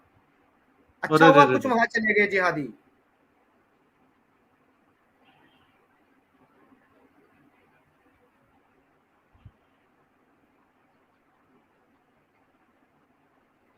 नहीं तो वहां जो गए क्या सब जन्नत में पहुंच गए? तो पाक देश बना है तो जन्नत में पहुंच गए वो सब। जन्नत में तो स्वामी जी बहुत ही कम लोग जाएंगे, क्योंकि मैं बार बार कहता हूं कि मुसलमानों ने अपनी किताब को पढ़ा ही नहीं है। इनका अल्लाह खुद कुरान के अंदर बार बार कहता है, सूरह यूनुस में कहता है आयत नंबर 99 में, कि अगर अल्लाह चाहे तो वो सबको हिदायत दे दे और सारी दुनिया को मुसलमान बना दे। लेकिन अल्लाह जो है वो नहीं चाहता कि लोग हिदायत पर आ जाएं, अच्छा, इसलिए अल्लाह हिदायत नहीं चाहता देता। नहीं है? अल्लाह नहीं चाहता क्यों, कि सब क्या लोग कारण है? मुसलमान हो जाएं। मैं बताता हूं कारण आपको। जी। उसके बाद सूरा नंबर 32 के अंदर कहता है कि अल्लाह ने ये फैसला कर लिया है ऑलरेडी। अब अल्लाह क्यों नहीं देता हिदायत? अल्लाह बार बार जो है चार चार जगह पर कुरान के अंदर बार बार ये कहता है कि अगर अल्लाह चाहे तो अल्लाह सारी दुनिया को मुसलमान कर ले। अल्लाह अगर चाहे तो सारी दुनिया को एक उम्मत बना दे। अल्लाह अगर चाहे तो सबको हिदायत दे दे, फिर कोई मुशरिक ना रहे, कोई काफिर ना रहे, सब मुसलमान हो जाए। लेकिन अल्लाह ऐसा क्यों नहीं करता? तो उसका खुलासा करता है सूरा नंबर 32 के अंदर, और कहता है कि अल्लाह ने ये फैसला कर लिया है, और एक ऐसा फैसला जो कभी बदलने वाला नहीं। क्योंकि अल्लाह खुद कहता है 4-5 जगह कुरान के अंदर कि अल्लाह का फैसला कभी बदल नहीं सकता, उसका जो कॉल है वो अटल है, उसे बदला नहीं जा सकता, उसका फैसला इन्फिनिट है, वो बदला नहीं जा, एब्सोल्यूट है। तो वो कहता है सूरह 32 के अंदर कि मैंने ये फैसला कर लिया है, ये वादा कर लिया है कि मैं जहन्नम को इंसानों और जिनों से भरकर रहूंगा। बाप रे, अल्लाह ने फैसला करा है जिन से भर देगा? जी जी, इंसान और जिनों से जहन्नम को भरने का फैसला अल्लाह ने कर लिया है। अल्लाह उसको कब भर करा के रहेगा मतलब? जिनों और इंसानों से, कब करा ये? दुनिया को बनाने से पहले। और ये किसने सुना? मतलब दुनिया बनी ही नहीं थी तो किसने सुन लिया ये बात? ये कुरान में है। नहीं तो कुरान किसने लिखा? हाँ, कुरान जो आया है मोहम्मद साहब पे नाजिल हुआ है, और अल्लाह वहां ये कह रहा है मोहम्मद साहब को बताते हुए, यानी कि मोहम्मद का जो अल्लाह है वो ये कह रहा है कि मैं जहन्नम को जिनों और इंसानों से भर के रहूंगा। आप देखिए स्वामी जी, जब वो ऐसी जहन्नम को भर के रहेगा, आपको मैं थोड़ा सा बता दूं कैसी जहन्नम है। एक हदीस है ऑथेंटिक। एक आवाज के ऊपर एक सहाबी ने मोहम्मद साहब से पूछा कि ये किस चीज की आवाज थी। तो मोहम्मद साहब ने कहा कि एक पत्थर जहन्नम के अंदर 70 साल पहले गिरा था, वो अब उसकी पूरा। जमीन पर गिरा है। बाप रे। यानी कि एक पत्थर अगर ऊपर से गिराया जाए तो उसको जहन्नम की गहराई में पहुंचने में 70 साल लगते हैं। अरे इतनी बड़ी और इतनी गहरी जहन्नम जो है, उसको कह रहा है अल्लाह कि मैं इसको जिन्नों और इंसानों से भर दूंगा ऊपर तक। बाप रे बाप। तो स्वामी जी, जन्नत में कौन जाएगा? हाँ, जब सारे इंसानों को तो इसमें भर देंगे, तो जो हुसैनी है वो तारे जाएंगे, बाद मरने के वो बख्शे जाएंगे, क्या ये गाना क्या कहता है? इसका जवाब तो हमारे आपने ही दे दिया ना। ये सिर्फ हैं? गाना ही है, बस गाना ही है, अच्छा। बजाते रहो और गाते रहो। और इस्लाम में तो गाना बजाना हराम है, मोबाइल चलाना हराम है, तो ये लोग जो यहाँ पे आके गाली दे रहे ये तो सब जहन्नुम के हो गए। नहीं स्वामी जी, आपको किसने कहा इस्लाम में गाली देना हराम है? गाली देना सुन्नत है। नहीं, गाली नहीं, गाना बजाना, डांस। गाना गाना बजाना हराम है, लेकिन मोहम्मद साहब के लिए नहीं है हराम। वो दब भी बजा सकते हैं और अपनी बीवी का गाना भी सुन सकते हैं चार दीवारी में। तो फिर मौलवी फतवे क्यों देते हैं कि अभी अभी सानिया मिर्जा पे और इन पे फतवे दे रहे थे कि वो छोटा कपड़े पहनती है? To make jihadis, hmm. To control the Muslim उम्मा, इनको कंट्रोल में करने के लिए जी यही मौलवी जो है कुछ समय पहले तक, कुछ सालों तक पहले तक ये फतवा दे रहे थे कि बिना गैर जरूरत के फोटो खिंचाना हराम है। आज यही यूट्यूब पर बैठ करके चैनल चलाते हैं, वो भी वीडियो यही के मैं साथ। बताना चाह रहा, यही समीर भाई आप पॉइंट पे आ गए। ये जो अबू बकर है केरल का, ये अबू बकर कहता है कि आपको जन्नत में छी छी छी, इतना गंदा बोला है कि मैं बता भी नहीं सकता। आप सभी ये पढ़ेंगे जानकारी को पेपर में। तो केरल का मौलवी कहता है कि तुमको जन्नत में वल्गर, जिसे हम कहते हैं, ये वो मतलब माँ बहन बेटियों को इतना गंदा बोल रहा है। और बड़े बड़ा वाली, अबू बिग जी, बू वाली, बिग बू वाली जी। छी छी, हम तो बाप रे, तो हे भगवान, ये स्वामी जी हे अपनी देवा। तरफ से नहीं बोल रहा है, ये जी, कुरान में लिखा है अब ये बात भी कुरान में लिखी है। जी। ये बात कुरान के अंदर लिखी है कि अल्लाह जन्नतियों को ऐसी बीवियां देगा जो बड़े वाली होंगी, अतराबा।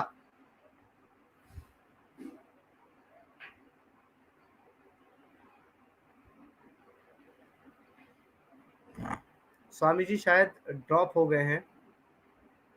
दोस्तों आप जितने भी लोग जुड़े आप हुए हैं, बोलिए जिनको बोलिए, काइंडली मैं माइक। सुन रहा हूं, आप उसको एक बार बोलिए। अच्छा, मैं आपको दिखाऊं स्वामी जी आयत? जी दिखाइए दिखाइए, आप दिखाइए।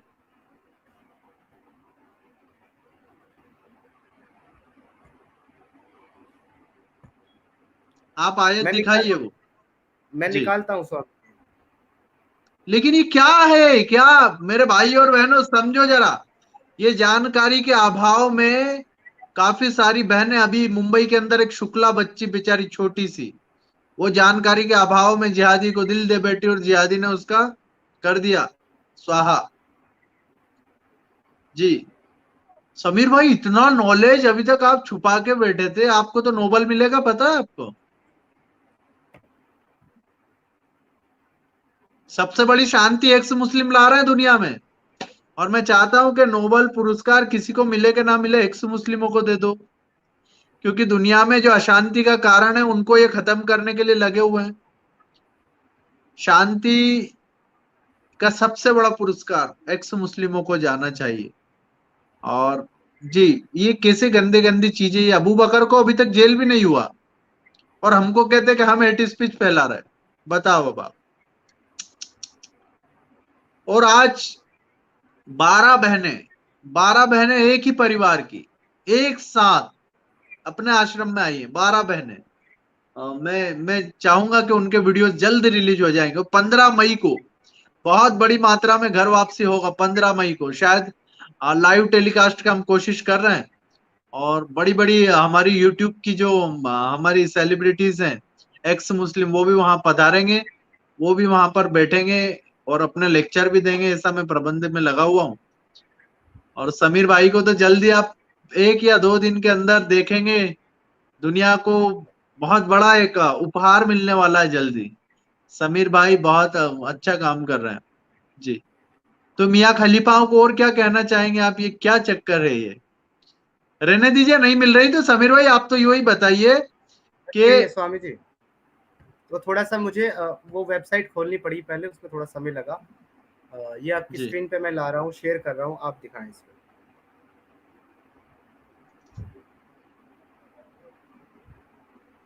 जी, आपको नजर आ रही है स्क्रीन पे? हाँ, साफ आ रहा है नजर। ये किस्सा यहाँ से शुरू होता है 35 से। जी जी ये कहता है, हमने उन हूरों को पैदा किया, हमने उन हूरों को पैदा किया। कौन सी? तो उनको कंवारिया बनाया, यानी कि वर्जिन बनाया, और ये हमेशा वर्जिन ही रहेगी। और ये जो अगली है 37, ये कहती है उरूबन अतराबा, उरूबन अतराबा।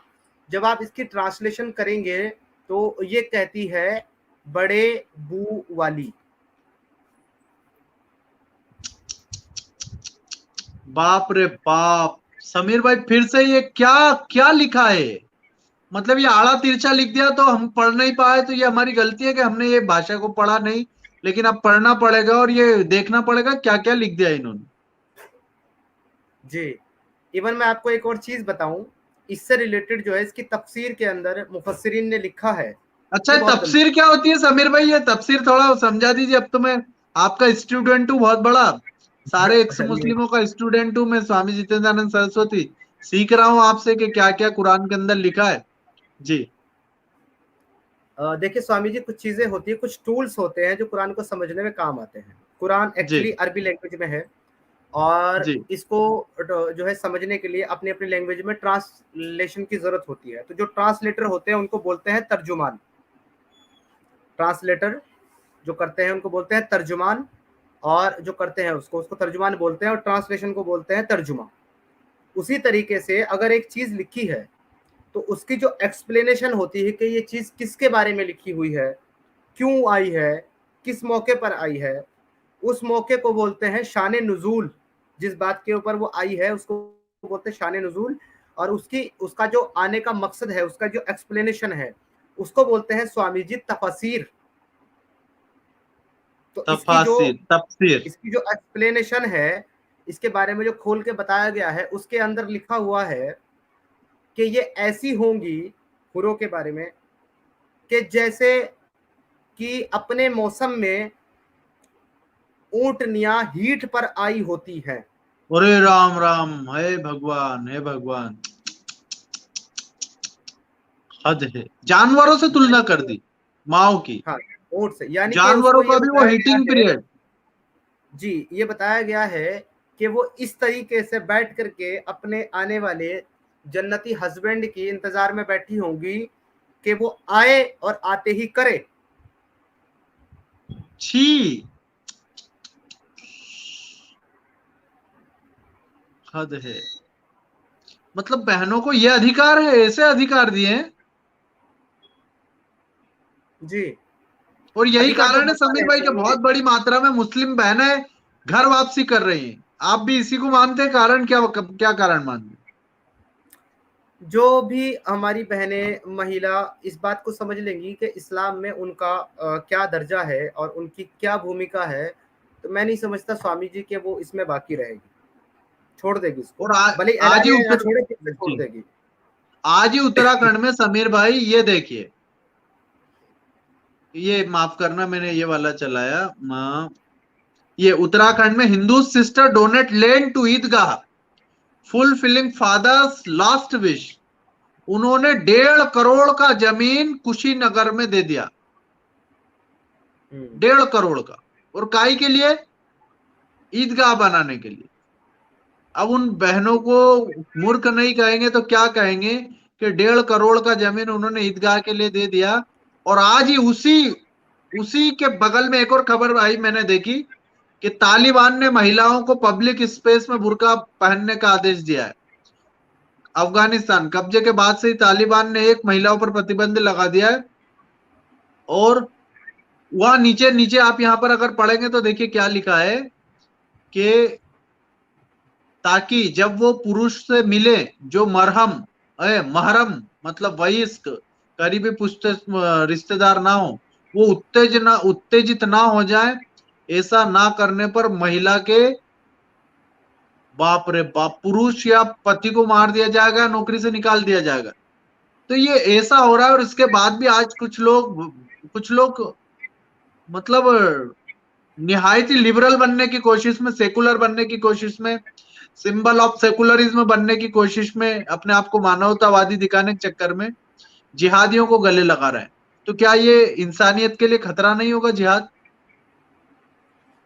अभी रिसेंटली आप जिसकी बात बता रहे हैं, जो टेररिस्ट ऑर्गेनाइजेशन है, ये जी औरतों के ऊपर, महिलाओं के ऊपर जो है बुर्का और ये सब चीजें कंपलसरी करते हैं। परंतु ये किसके ऊपर करते हैं? ये मुस्लिमों के ऊपर करते हैं। नॉन जी मुस्लिमों की इज्जत के बारे में, उनको बचाने के बारे में इनका क्या ख्याल है? आप आर्टिकल देखेंगे, आपको ढेरों आर्टिकल मिल जाएंगे। आईएसआईएस ने अफगानिस्तान के अंदर जब वो वहां पे हुकूमत में आया, उन्होंने काउंटर किया, तो उन्होंने सेक्स स्लेव बनाया वहां की वुमेन्स बाप, को। ये जो बोलते हैं कि सेक्स स्लेव उस टाइम पे होती थी, आज नहीं, आज भी होती है। इवन सेक्स स्लेव इतनी तादाद में बनाई कि तकरीबन 12,000 वुमन को रिलीज कराया है वहां से, जो इनकी सेक्स स्लेव थी, और वो बच्चियां थी। जब ये उनको उठा करके ले गए और जब वापस आई है तो उनके साथ सबके साथ एक एक दो दो तीन तीन बच्चे थे। समीर भाई, लेकिन ये इतना वाहियातपना इनके दिमाग में आया और आकर के जा नहीं रहा, ये बड़ी बात है। तो जा क्यों नहीं रहा, इसका क्या कारण है? क्योंकि स्वामी जी, यदि आप कोई गलत कार्य करते हैं या मैं कोई गलत काम करता हूं और मुझे ये लगे कि हाँ ये गलत काम है, तब तो मैं उससे बाज आऊं। अगर मैं किसी गलत काम को दीन और खुदा का हुक्म समझ के करूं तो मैं क्यों उसको छोड़ूं? मतलब अगर जिना कह दिया और जिना कर सकता है, रेप को जिना कह दिया तो वो चलेगा? नहीं, मैंने आपको बता दिया ना कि अगर कोई सेक्स स्लेव है, लौंडी है, अपनी मलकल यमीन है, राइट हैंड पॉजेस है, तो उसके साथ करना जिना है ही नहीं। तो ये जिना है ही नहीं ना उनके लिए। ये हमारी दुनिया का जो कानून है, जो यूनिवर्सल लॉ है, उसके मुताबिक तो ये रेप है, बलात्कार है। लेकिन बिल्कुल। इनकी डिक्शनरी के मुताबिक तो ये हलाल है। और ये ये जन्नत जायज में जो 140 फुट की हूर है, ये जो मौलाना जिसके हाथ में खेलेगा 5-5.5 फुट का मौलाना 140 फुट की हूर के साथ, मतलब क्या ये क्या फिलोसफी, किसने दिया ये फिलोसफी? और ये फुट नापने कौन गया था कि 140 फुट की है जिहादी की जन्नत, 140 फुट की हूर? तो ये तो कौन अल्लाह से भी नापने बड़ी गया है। था उसकी साइज? ये तो अल्लाह से भी बड़ी है स्वामी जी। फिर हूर अगर ये 140 तो, फुट की है तो ये तो हाँ, अल्लाह से भी बड़ी है। अल्लाह 140 फुट का नहीं है। अल्लाह कितने फीट का है? अल्लाह तो निराकार है ना?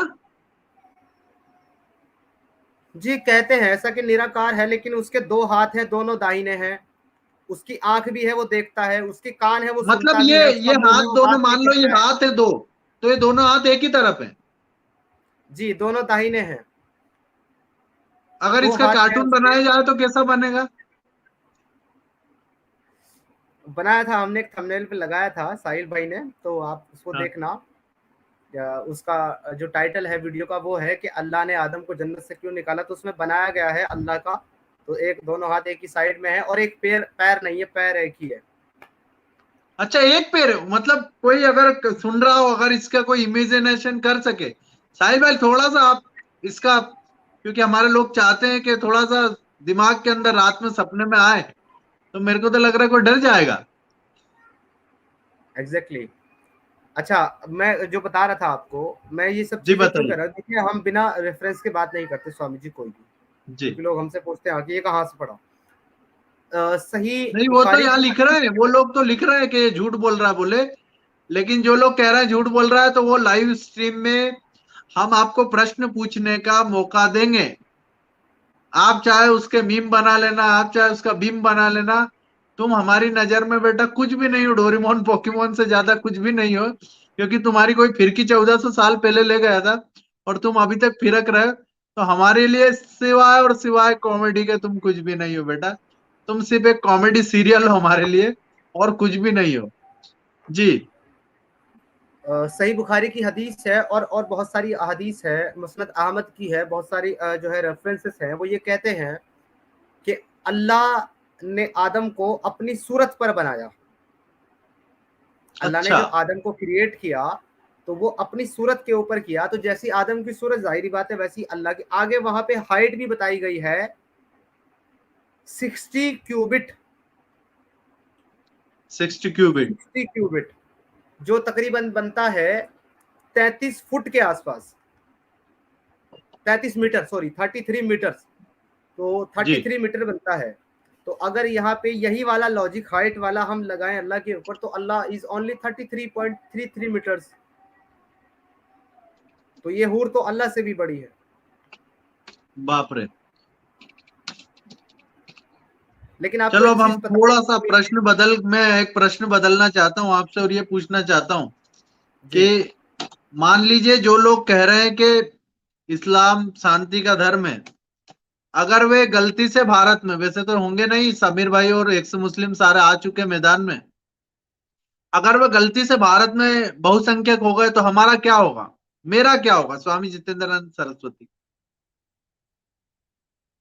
अरे अरे स्वामी जी, आप और मैं, हम दोनों ही वाजिबुल कत्ल है, काट दिए जाएंगे। अभी के तब हो जाएंगे।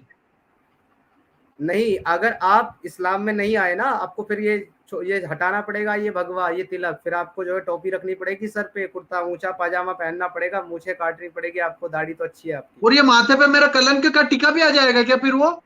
जी जी बिल्कुल एग्जैक्टली। और अगर आप और ये ये नहीं मुझे करेंगे, काटनी पड़ेगी? जी अगर आप ये नहीं करेंगे ना तो कुछ और काटेंगे आपकी। जो उन्होंने भारत के 25 करोड़ लोगों के काट दी उन्होंने कटवा भी लिए। क्या मूर्ख जी लोग हैं नहीं, वो भी इनकी काटना बुद्धि कट पड़ेगा। गई है। जी समीर भाई, तो समीर भाई ये भाईचारा बिल्कुल नहीं मानेंगे? मानेंगे ना स्वामी जी, मान रहे हैं ना। अभी जी। अभी कौन भाईचारा नहीं मान रहा है, लेकिन तब तक मानेंगे ना जब तक माइनॉरिटी है। जब मेजोरिटी होंगे देख लेंगे आपको। यही अलतकैया है जहां से हम शुरू हुए थे। यही अलतकैया है। और जो मेजोरिटी वाली जो बात है वो कुरान से साबित है। कुरान में अल्लाह खुद कहता है कि जब तुम ताकत में हो, जब तुम मेजोरिटी में हो, फिर अमन की, पीस की बात मत करो, जाओ उनके साथ लड़ो, मारो इनको। अच्छा अच्छा, मान लीजिए समीर भाई के बहुसंख्यक उनका हो गया और आ गए, तो वे क्या हिंदुओं के साथ साथ मुसलमानों पर भी अत्याचार करेंगे जैसे पाकिस्तान तालिबान में कर रहे हैं महिलाओं पर? देखिए, ये बहुत बड़ा गहरा प्रश्न है, और इसकी शुरुआत उन 72 फिरके से होती है जो मोहम्मद साहब ने कहा था कि मेरी उम्मत में 72 फिरके होंगे। हालांकि मोहम्मद साहब यहाँ भी झूठे साबित हुए, क्योंकि आज के दौर में जो है दुनिया के अंदर इनके सैकड़ों से ज्यादा फिरके बन चुके हैं। 72 तो कभी के खत्म 2,500 फिरके हैं, लगभग 2,500। कोई काउंट नहीं है, पता नहीं कितने हो काउंट ही चुके हैं। नहीं है। ये मैंने ये तो भी 2,500, हमारा टीम ने जो गिन के मुझे बताया 2,500 2,500 फिरके हैं। ऊंची आप टोपी बताइए। वाला, फलानी टोपी वाला, सुरमे वाला, ऊंचे पजामे वाला, यहाँ काला कलंक का टीका वाला, मूछ थोड़ी सी यहाँ रखने वाला, दाढ़ी को केसरिया वो मेहंदी लगवाने वाला, कबर जी कबर पे माथा ठोकने वाला, कबर को ना मानने वाला, कबर को ना मानने वाला और कबर को मानने वाला, मोहम्मद को मानने वाला, मोहम्मद के नवासे को मानने वाला, शिया सुन्नी, सुन्नी में अलग है, खोजा है, खोजा में बहुत सारे अलग हैं। जी जी। तो मैं यही कह रहा था, लेकिन ये जितने भी फिरके हैं ना, आप एक चीज देखेंगे कि ये सारे के सारे एक दूसरे को काफिर बोलते हैं। और काफिर क्या है जी?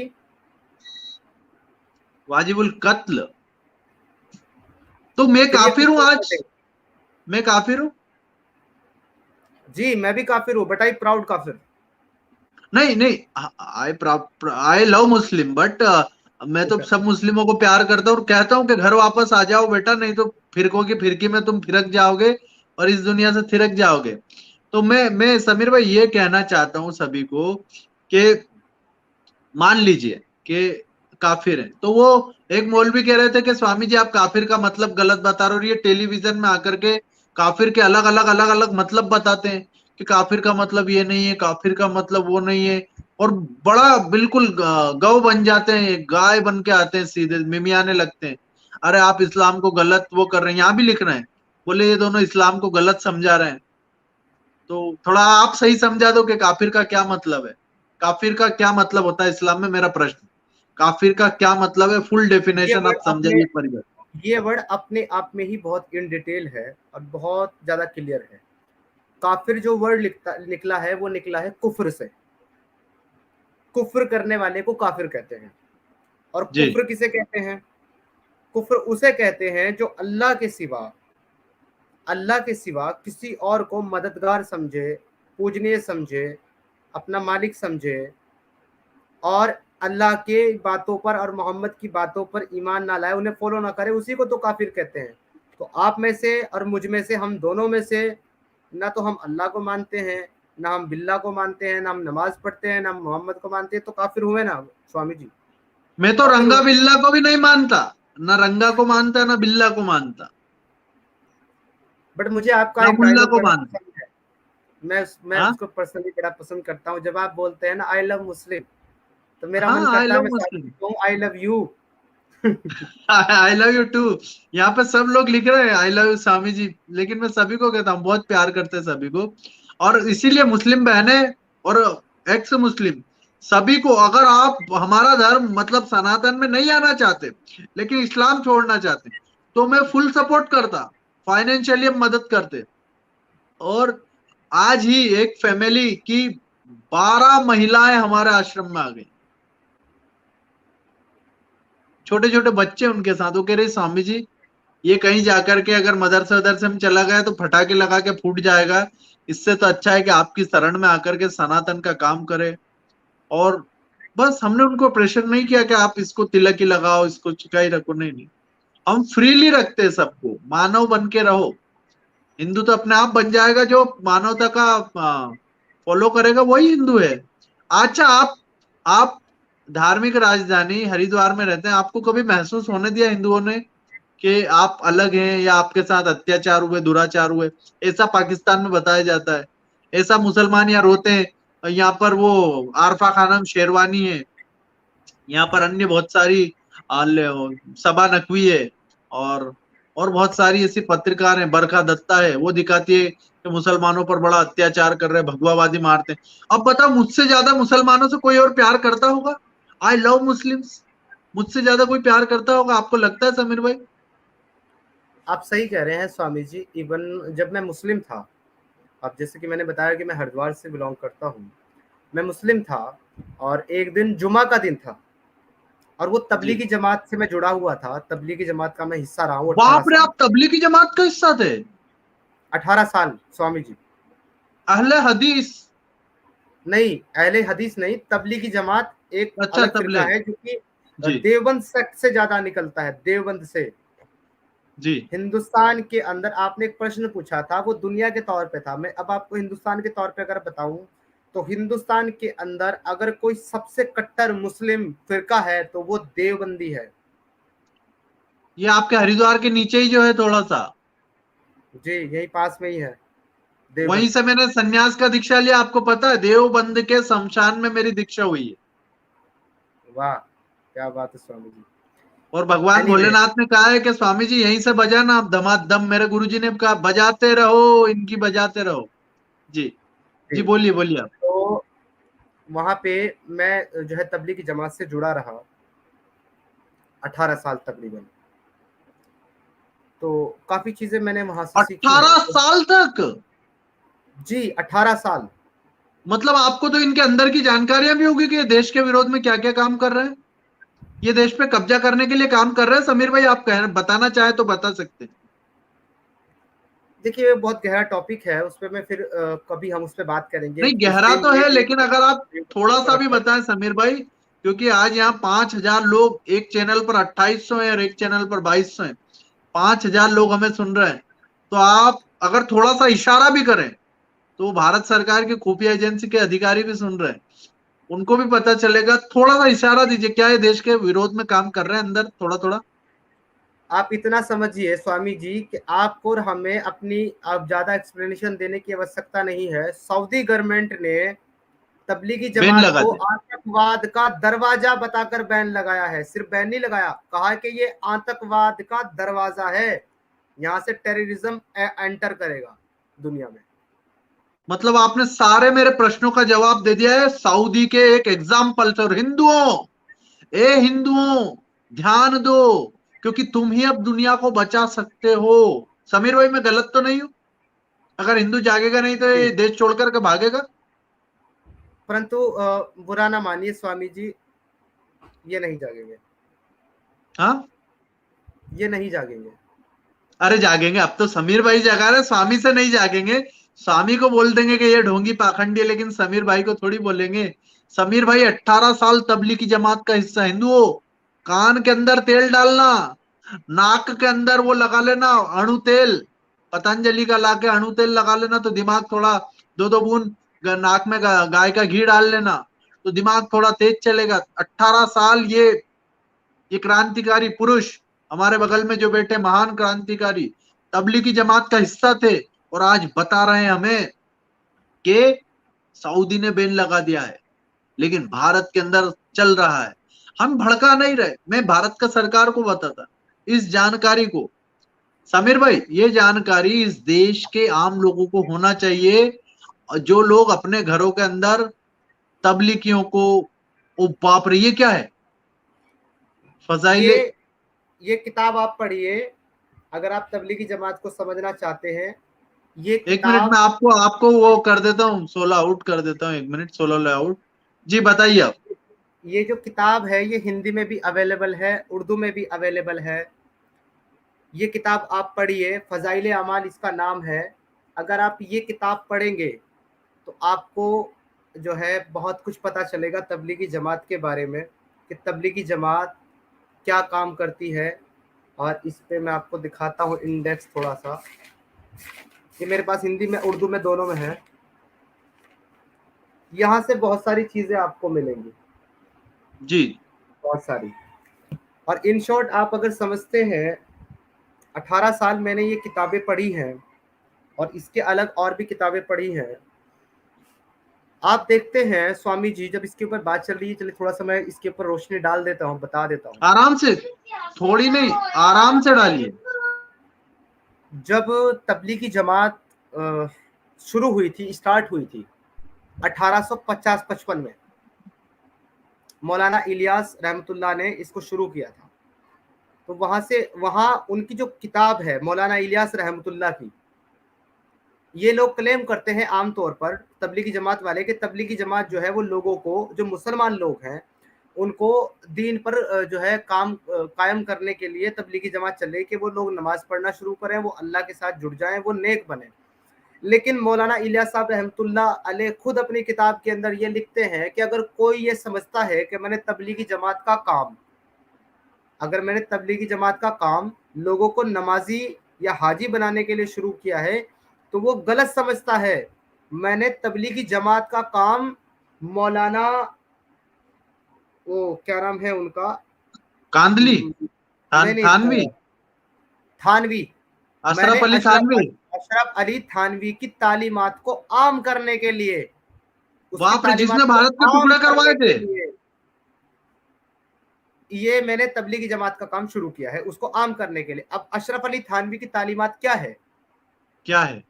टोटल जिहाद, टोटल कट्टरता, इस्लामिक स्टेट, गजवाए हिंद, ये उसकी तालीमात है।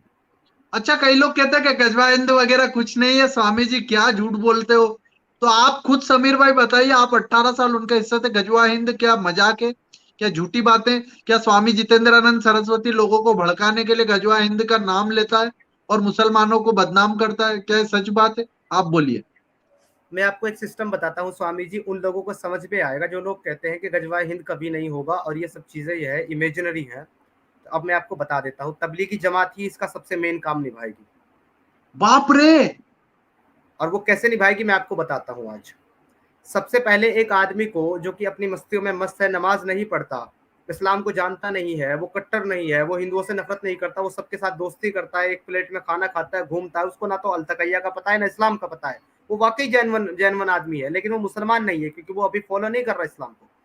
उसको ये उठाते हैं बाजार से, मोहल्लों से, घर से 10-10 बार जाएंगे, 50-50 बार जाएंगे, उसका बिस्तर, उसके कपड़े पैक करेंगे, उसका ओढ़ने सोने का बिस्तर लेंगे, उसको लेके जाएंगे मस्जिद को लेके चले जाएंगे दूसरे किसी शहर में दूर, वहां ले जाकर के 40 दिन के लिए, 4 महीने के लिए उसको ले जाएंगे और उसको रोजाना ये पढ़ाया जाएगा, यही सारी कट्टरता वाली चीजें कि मोहम्मद अल्लाह के रसूल हैं, उनको फॉलो करना है, अपने माँ बाप से ज्यादा मोहब्बत करना है, तुम्हारे माँ बाप भी तुमको अच्छा काम करने से रोके तो उनको नहीं मानना है, उनके भी छोड़ देना है। ये सब चीजें जमा करके और ये जो हर साल इज्तिमा करते हैं, बल्कि अब तो ये हर 3-4 महीने में इज्तिमा करने लगे। तो इज्तिमा जो करते हैं, आपने देखा होगा अभी बुलंदशहर में कुछ साल पहले इज्तिमा हुआ था, I was Muslim that time, 2014 की बात है। तो मैं भी उस इज्तिमा में गया था, बीइंग तबलीगी होने के नाते। आपको पता है स्वामी जी वहां कितने लोग जुड़े थे? 40 लाख, 50 लाख,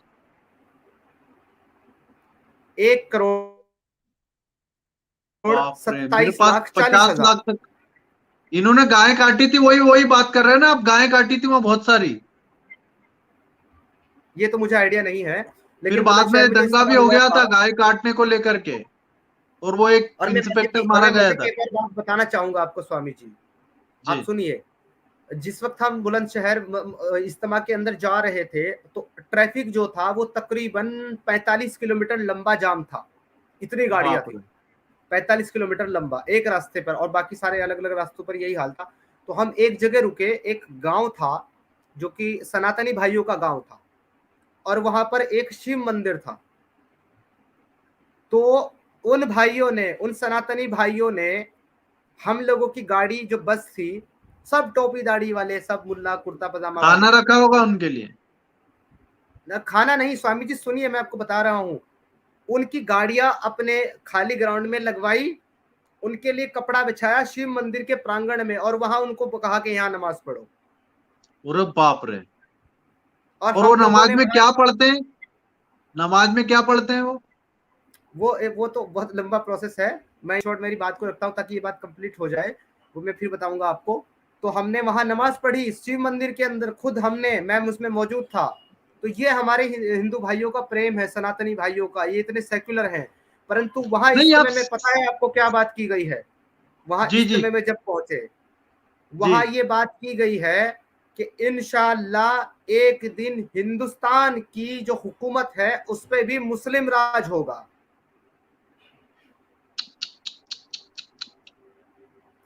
और बाप ये रे! किस तरीके से खतरनाक है आप इसको समझिए। इन्होंने एक ऐसा सिस्टम बना लिया है तबलीगी जमात ने अपना, कि ये लोगों को मजहब के नाम पर एक ऐलान करते हैं, और इनके मस्जिद तो मस्जिद कनेक्शन है। यानी कि ये क्या करते हैं, एक बड़ी मस्जिद से ये कुछ जैसे एक बड़ा शहर है, तो इनके सबके एरिया बटे हुए, जो जो बैठे हुए ना, निजामुद्दीन दिल्ली के अंदर मरकज के अंदर बैठे हुए, वहां पे हर एक स्टेट का एक जो है संचालित करने वाला आदमी बैठा है हर स्टेट से। उसके बाद हर एक हर मिनट एक समीर डिस्ट्रिक्ट भाई, में बैठा। एक मिनट आप रुकना, एक सेकंड।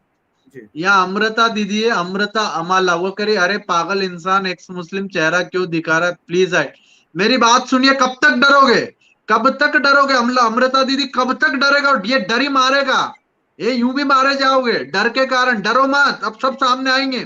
जब हजारों लाखों नहीं करोड़ों एक्स मुस्लिम दिखेंगे ना, तुम्हारा कोई बाल भी बाका नहीं करेगा। मैं सब एक्स मुस्लिमों से कहता हूँ, सब चेहरे ओपन करो। स्वामी जितेंद्रानंद सरस्वती सबको प्रोटेक्शन देने के लिए भारत सरकार के पास हमारा बातचीत हो गया। ये देश संविधान से चलता है, सरिया से नहीं चलता। घबराने का जरूरत नहीं।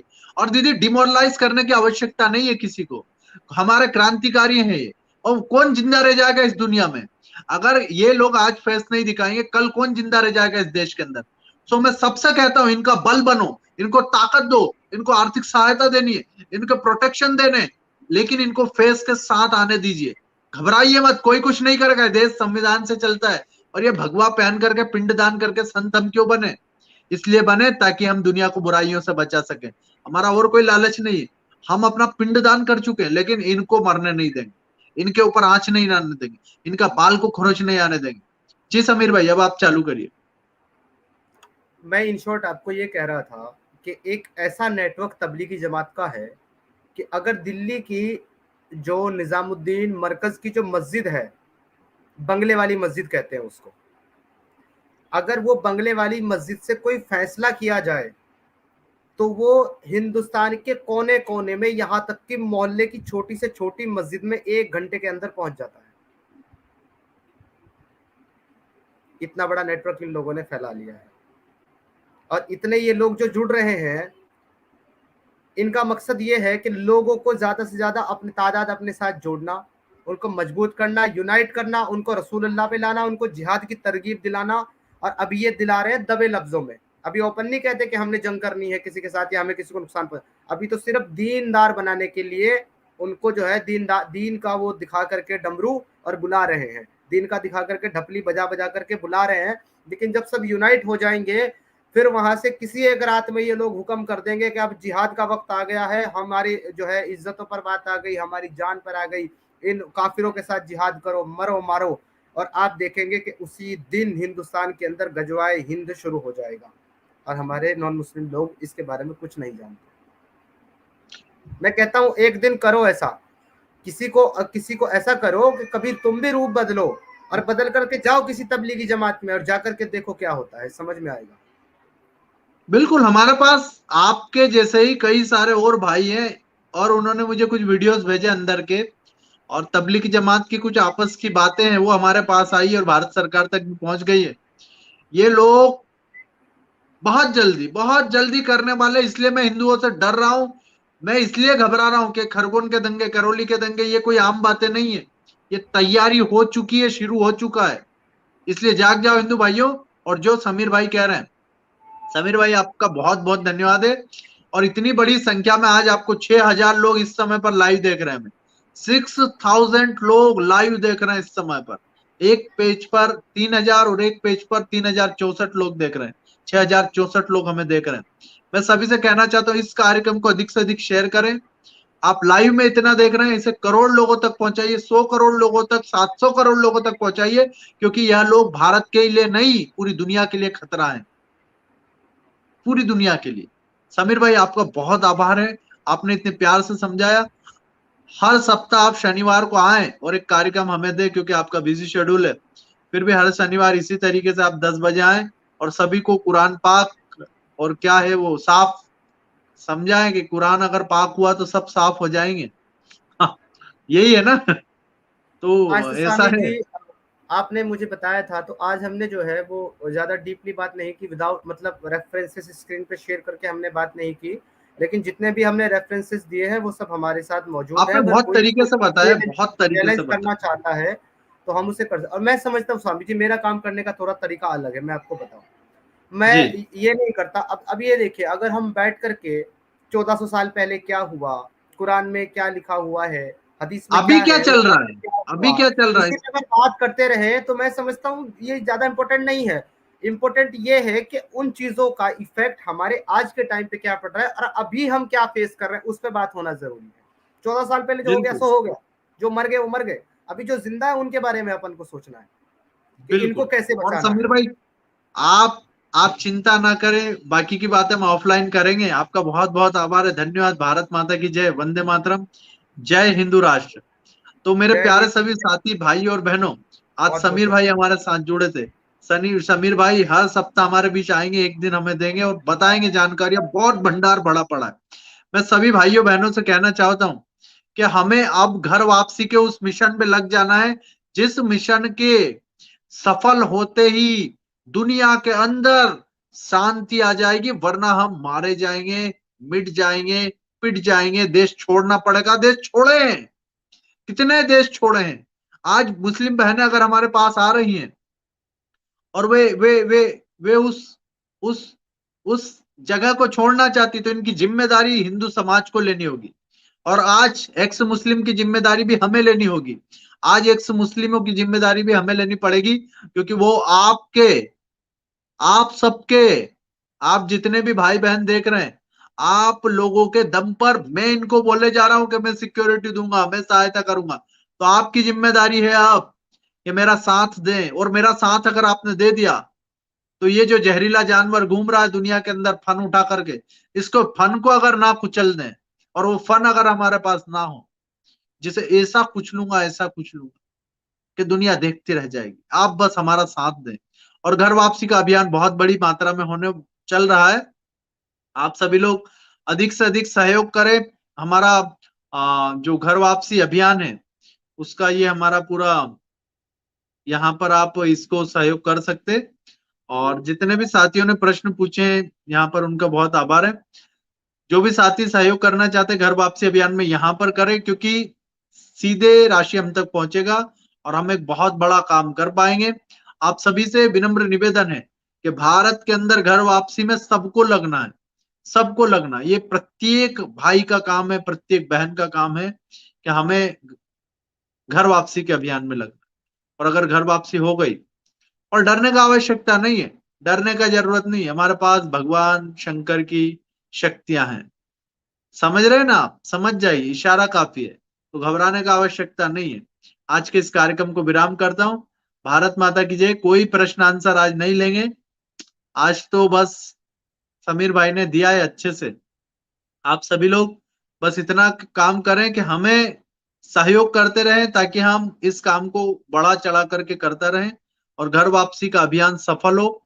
जो बहनें आज डरी हुई थी, घबराई हुई थी, वो बहनें अब आ रही हैं वापस अपने सनातन धर्म की ओर। सभी साथियों का बहुत आभार। आज समीर भाई ने हमें इतना समय दिया, इसके लिए उनका बहुत धन्यवाद। घर वापसी अभियान को सहयोग प्रदान करें। भारत माता की जय, वंदे मातरम, जय हिंदू राष्ट्र। इस कार्यक्रम को अधिक से अधिक शेयर करते चले।